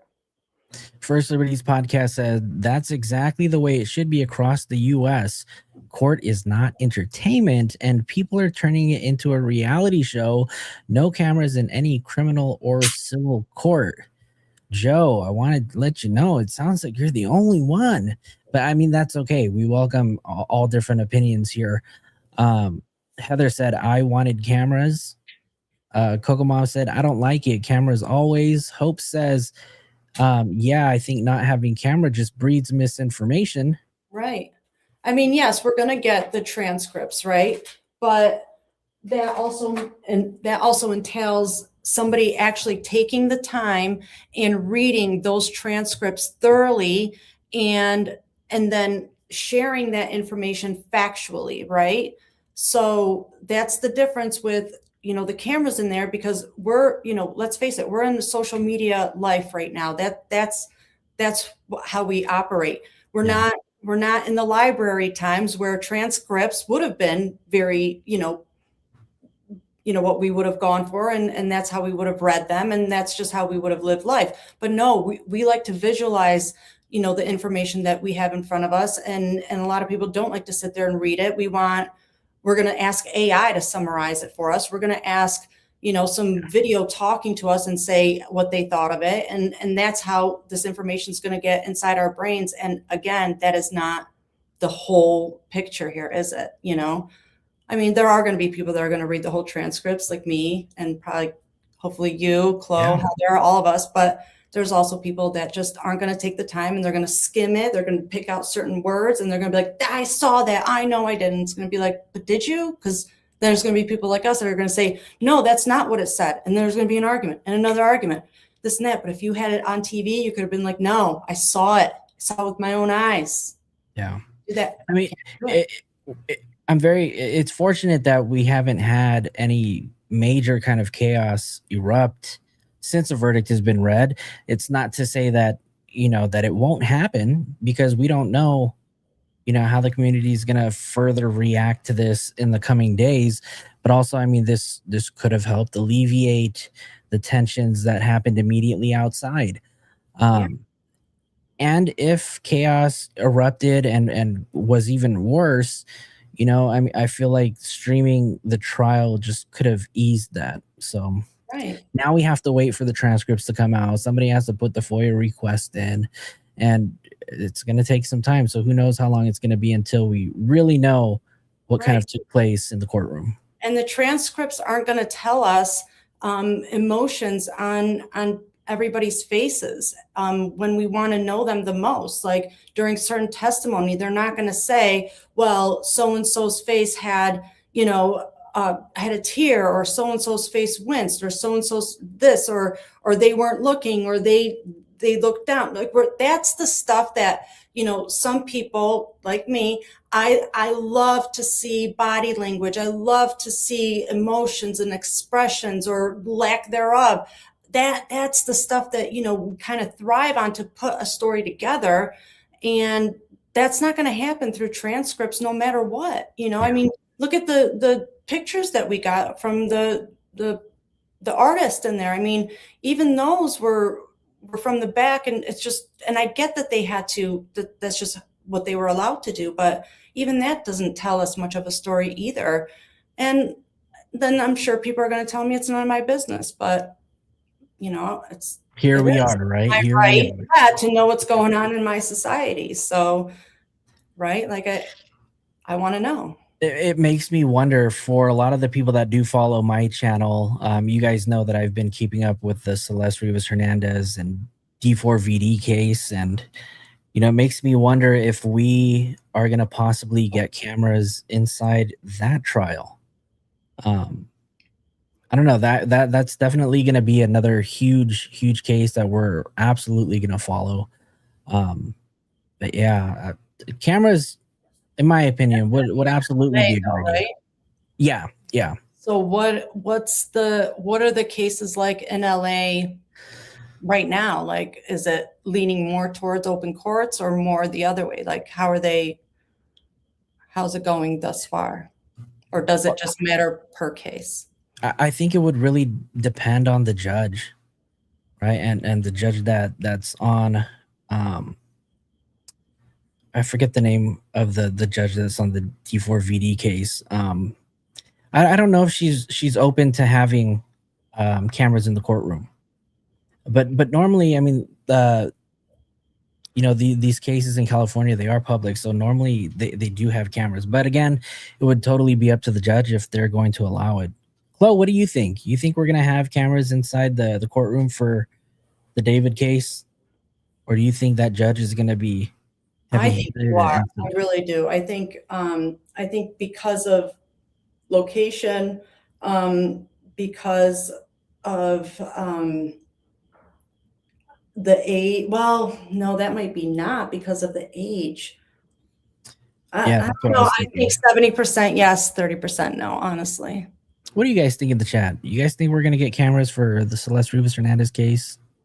What's today? Today's the 11th. I know that we have a status conference on the 17th, so that's coming up soon too. I don't know. Has it been brought up at all? Like, who brings that up? Is it just a judge's decision, or do the lawyers bring it up like as a suggestion? So I know that the defense on their end has brought it up, and they wanted it to be kind of like a public thing. But I think at the end of the day, so far, yeah, Goal said that so far there haven't been any cameras in the courtroom, at least for the status conference. So there was a what was it? I forget what the first court appearance. There were cameras in there, so. Great. I'm hoping that we'll definitely get something, so then that way we can all watch it. I also want to talk about CrimeCon a little, if that's okay. Oh yeah, absolutely. So you were at CrimeCon. Let me go ahead and let me just remove this really quick. So Alina, you were at CrimeCon, what, 2 weeks ago? Yes. And is this your first time at CrimeCon? No, this is my third time. First one was in Nashville, and then last year was Denver, and then this year was in Vegas. Okay, so they go to different locations every year. Typically, yeah. I don't know the other locations. Honestly, I think it's been in like Florida and stuff like that. I guess like they like to stick with the Gaylord properties, but this was not at a Gaylord property. It was the Caesar's Palace, which was just ridiculous and way too much space to walk around. But Fox bought the CrimeCon industry, like the whole platform. So this was the first year with CrimeCon running under Fox Industry. So it was a lot different than it was the prior years. Not that it was bad, but it was different. The prior years, it was more personable, so it's filled with like sessions every day, and you go and you can like watch sessions with, all the journalists and reporters that we all, have known to follow and love throughout all these years of true crime, and the analysts and all that, like Nancy Grace, Vinny, Matt Murphy, everybody out there. And typically what the last few years I've experienced is you go to these sessions and they'll tell, some interesting story about a case or themselves. And it's just you gain knowledge, you gain information, this and that. And if there's some sort of plug throughout this, then it's very minor. Like you're not there to buy anything. You're not, because you're already spending so much money to be there. You're there for information to learn. And this is for victims and families. Like it's a very humble atmosphere. But for whatever reason, and maybe this is because it was bought out, but this year it just seemed like it was more, you go to these sessions and they'll talk for like 10 minutes about the case or whatever. And then the rest of it, it's plugging their stuff, like, don't forget the show's going to be, on this date and on this network, and don't forget our book, and don't forget our merchandise, and don't forget this. And again, it's on this date and this time. And it's just like repeating. And it was just disappointing because, you spend an hour and a half inside this huge room in a ballroom with, in these chairs trying to watch this, but it just ended up being like a big commercial, Yeah. So that was kind of the downfall of it. And then the walking was just out of control. Like it was just too much. Like I had to leave when I got picked up from the airport. I had to honestly be wheeled away in a wheelchair because I have a lot of medical issues, and it was just too much. Like they didn't think about the ages of these people and how they had up and down stairs and this and that. And you have to go like all these manipulated ways. And it was just ridiculous, like absolutely ridiculous, because Caesar's Palace had their elevators were broken, their escalators were broken, everything, a lot of the, connections, you had to actually just do stairs, and it was too much. So, but for me personally, it ended up being very successful. Like for whatever reason, my first night, I was with my daughter and we went to Fremont to like rally first night, and we're sitting at this machine and there's this guy like kind of circling around, and he ends up sitting there and he wants to talk. And I love to talk, and I meet people everywhere. And for whatever reason, they just tell me their life story. And I don't know why. And I wasn't wearing any gear. I looked like I shouldn't look like at my age, but I did that night with my kid. And he starts telling me the story. He's like, well, I really messed up early in my life, and I'm just trying to, make a better life for myself and a better path. But years ago, I was on a TV show that exposed what I did, and I can't recover from that. And I was like, okay, I'm just like pressing my machine, like, okay, like, shut up, I'm not here to deal with this. And then he goes, I don't know if you know who Chris Hansen is. And I was like, you have my attention, And then he goes, I was the first person he ever busted on To Catch a Predator. Oh, wow. And he's like, 25 years ago, I was the very first person. And I'm like, oh my goodness, and I go, well, I'm actually going to see him. I got there on Tuesday. So this was Tuesday. And I go, I'm actually going to be in the same area with him this weekend. He's like, oh, F him. He ruined my life. I never want to see that guy again. Oh, he ruined his life, right? Oh yeah. He went off. Like he just started. And I was like, okay. I was like, yeah, I get it, And I go, but I mean, you're sitting here like telling me how you ruined your life and you had this whole path for your life, and now you can't do it because of that. So if I was able to give you an opportunity and a platform to talk and tell your story on how this happened, would you like that opportunity? He's like, oh, and after so much time, he agreed, and he would like to talk, and he does want to talk to Chris Hansen.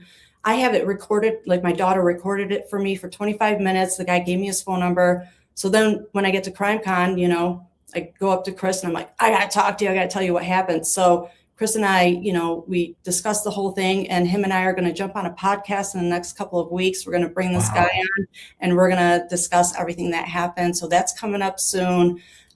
So that was like the biggest highlight of it. And so that was like really awesome. I met up with Andy Kahn, who is the head of Crime Stoppers in Houston. And he's also the president of the board of the foundation for the Gonzalez Murder Has a Name, their new foundation.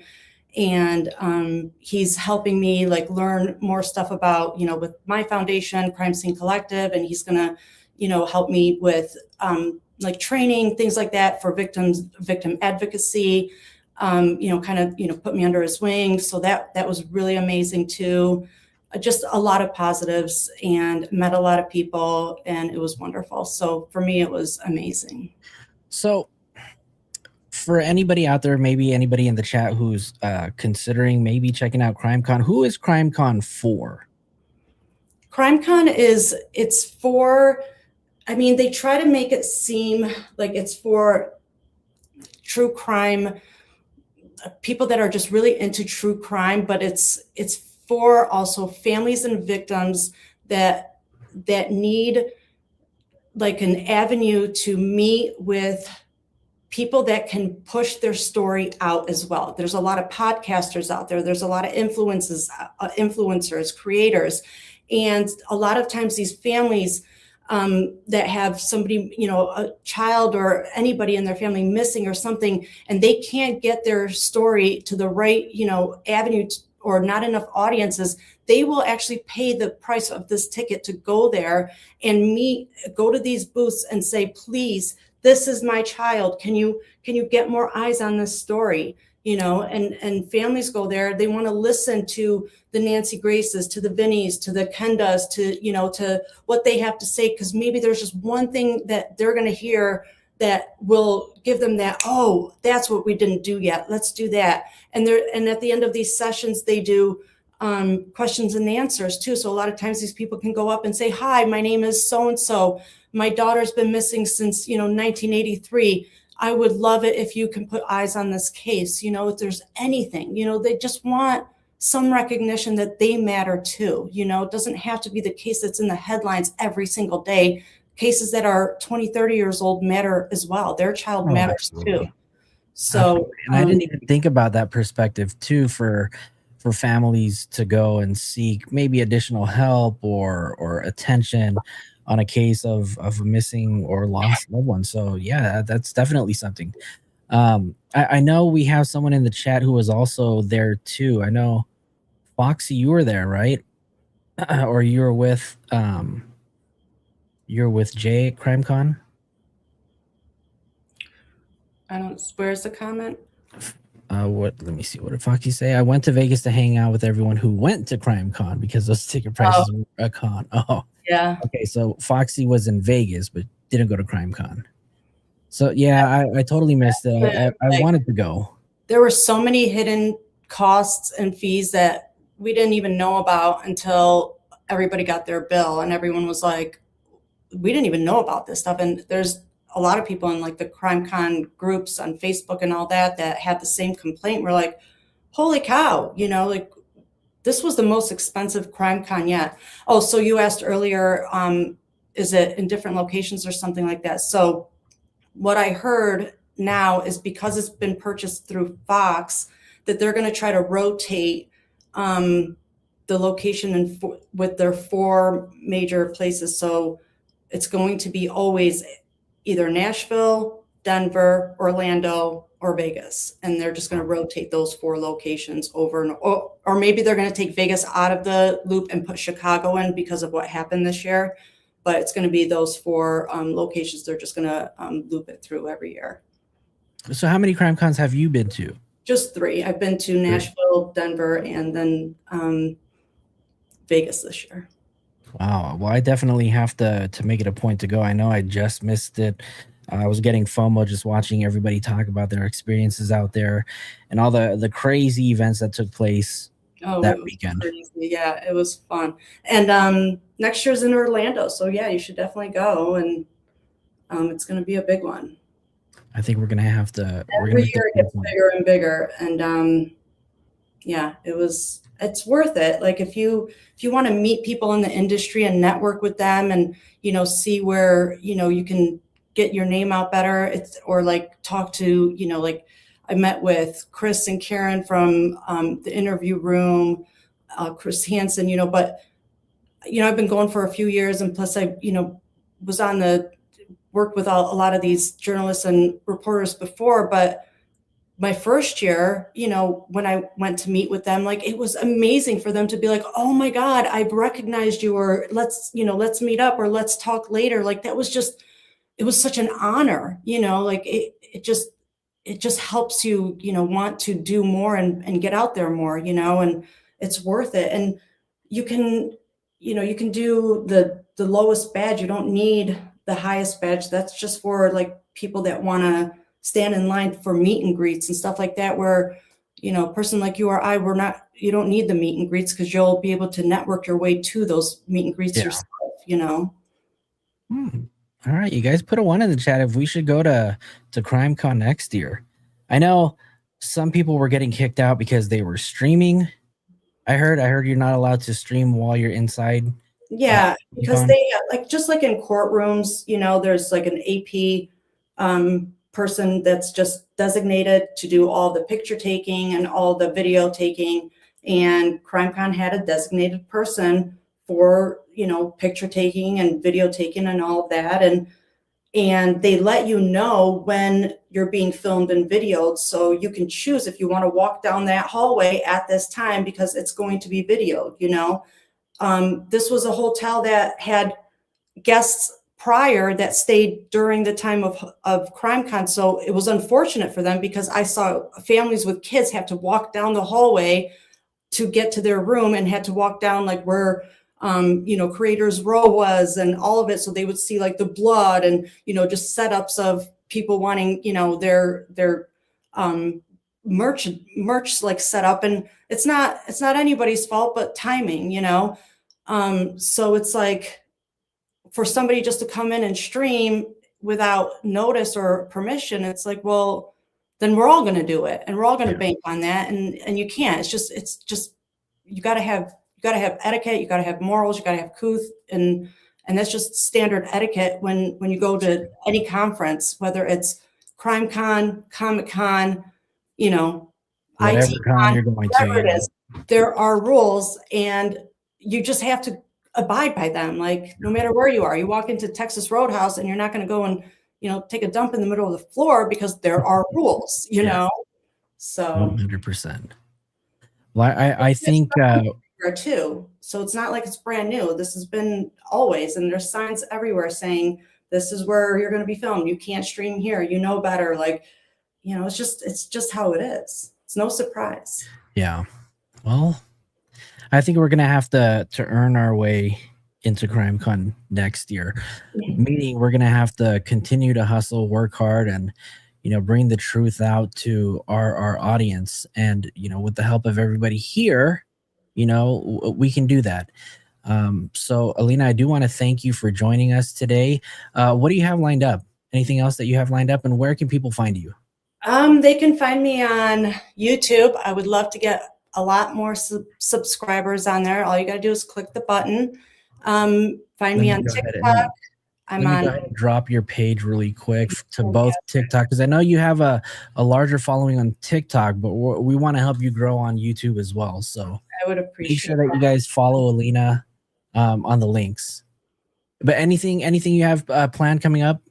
Yeah, I'm working on some cases. I don't like to mention the people's names because that's their privacy. And one interesting thing that happened from the trial over the last few days is people would come up and ask if I can help them with their individual cases. So I got a couple of those that I'm going to jump in and try to like research them.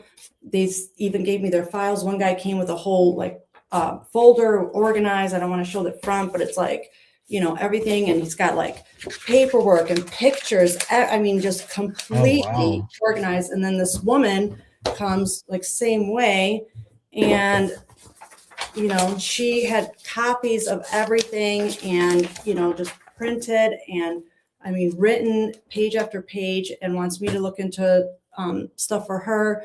So I'm going to, and it's local. So, you know, I'll help people in my community and then some other cases nationwide. There's several. So I'm going to be jumping on those. And obviously Nancy Guthrie is always on my mind. I spent a week over there and that case just is still something I would love to see a break in. I stand by what I've always thought and that it's wrench kidnapping. And did you hear about what Pima County put out today?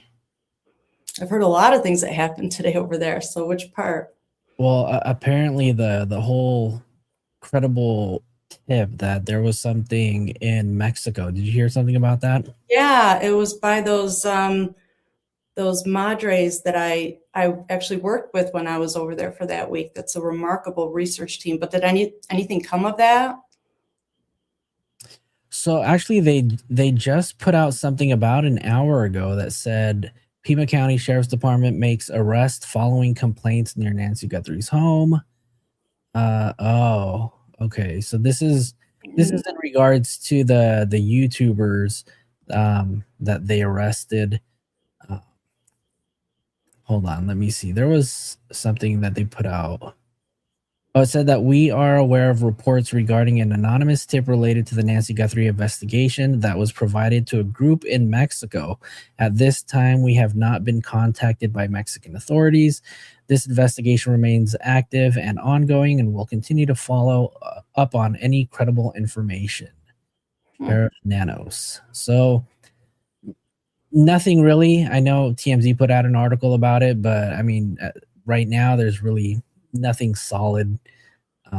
And I guess there were about, they said 50 some odd unmarked graves. Yeah, that's what I thought I saw. Like they sent that team out to start digging, and that's the picture I saw. And they really are good. Like I watched their whole process, which is just remarkable. And I have videos of it and everything. And that's the video or the picture that I saw. I don't know if it's from that moment, but, and then I saw that they found a bunch of graves or, areas of graves or something along the border over there. So now they cannot attest to it being related to Nancy or just an area of death. What are we at? Like 130 days already? Yeah, like 122 or something, I believe. I'm not positive, but yeah. What do you think? Buscando Corazones Nogales, I guess, is the search group. Mm-hmm. It's like these mothers of Mexico. I kind of call them madres. They were amazing, and they've had over 5,000 recoveries, both deceased and alive. And weren't they the group that was leading one of the only public searches? Mm-hmm. Yes. Wow. Yeah, they had the National Guard to help them as well. I hope we have a break in this. I mean, the family, Savannah, is just holding it in, and she's just waiting for any kind of news. Yeah. So hopefully we get something. They have to have something, and they've been a little bit tight-lipped about that DNA that was sent out, and it's time to kind of push on that and be like, so it's been a bit. What about that DNA? And I know they said it could take a year or so, but maybe it could take a few months too. So let's get an update. Abraham, if you're going to Orlando, maybe I'll come out there. Maybe we can. I want to go to CrimeCon. I'm in LA, and I'm a very frequent visitor to Vegas, and I just had other plans that weekend. I was just so bummed because I wanted to go out there. I would have just went out there just to hang out. But should have. I mean, there was a lot going on outside of the convention too, but even right up, heading right up to it, there's a lot of groups and stuff, and you can find out information on the happenings over there and who to meet up with that way too. So, I mean, if you have people offering a place to stay, it's worth it. I have the same offers as well for Orlando, and I'm 100% going to be taking people up on that. It ended up being so expensive. It was like, it was just ridiculous. Yeah, we definitely got to save up for something like that, because for me, that's a cross country trip. So yeah, it's a lot. Well, Alina, I want to thank you so much for joining us. Again, you guys, make sure you guys follow Alina at Crime Scene Collective. We've posted the links a few times in there. If not, we'll go ahead and drop them one last time. Thank you. Thanks for having me too. I really had fun. No, this was awesome. Thank you for bringing me back to streaming. It's been about a week since I've had a last stream, and then before that, I took a month off. Oh, wow. That's like me. I take too much time off. I mean, I'm a nurse and a nursing educator. So I just wrote a program for one of the recent programs that I'm currently teaching now. So it's been a lot of teaching and grading and all that stuff. So That's so It's cool. it's nice to be back. Yeah. So we just dropped your TikTok page and your YouTube page. So I'm asking everybody here who's still here, please go ahead and follow Alina at Crime Scene Collective on all platforms, you guys. Let's get Hi, her. Natty. I just got to say hi to my friend Natty. Hi, Natty. Natty. What's up, Natty? Welcome, welcome, welcome. Visiting us from Australia. Oh, Australia family in the house. CrimeCon next year and see us too. Perfect. I enjoyed it. Thank you so much, Alina. We thank you. Let's do it again soon. Absolutely, 100%. Let me make sure I thank everybody who supported the channel. Coco Mom gifted 20 memberships today, and then I became a new member finally. But thank you. Welcome to the inner circle. We appreciate you. And then Coco Mom sent Cash App earlier and another gifted $20. So we appreciate your super chat. Let's help Alina get there so we can help her monetize her channel too. And thank you to your mods. They're amazing. The mods are always amazing. We had Sydney, we had Mama Flo, we had Jazzy Jess, we had Chloe and Heather. Thank Chloe you. is our legal correspondent here in the chat. So anytime we have any legal topics or discussions, Chloe is always the go-to. So we appreciate that. Again, you guys, thank you so much. I want to thank you guys for hanging out. This is Alina. I'm Flojo. This was Filling in the Gaps, and we'll see you guys later, you guys. Good night.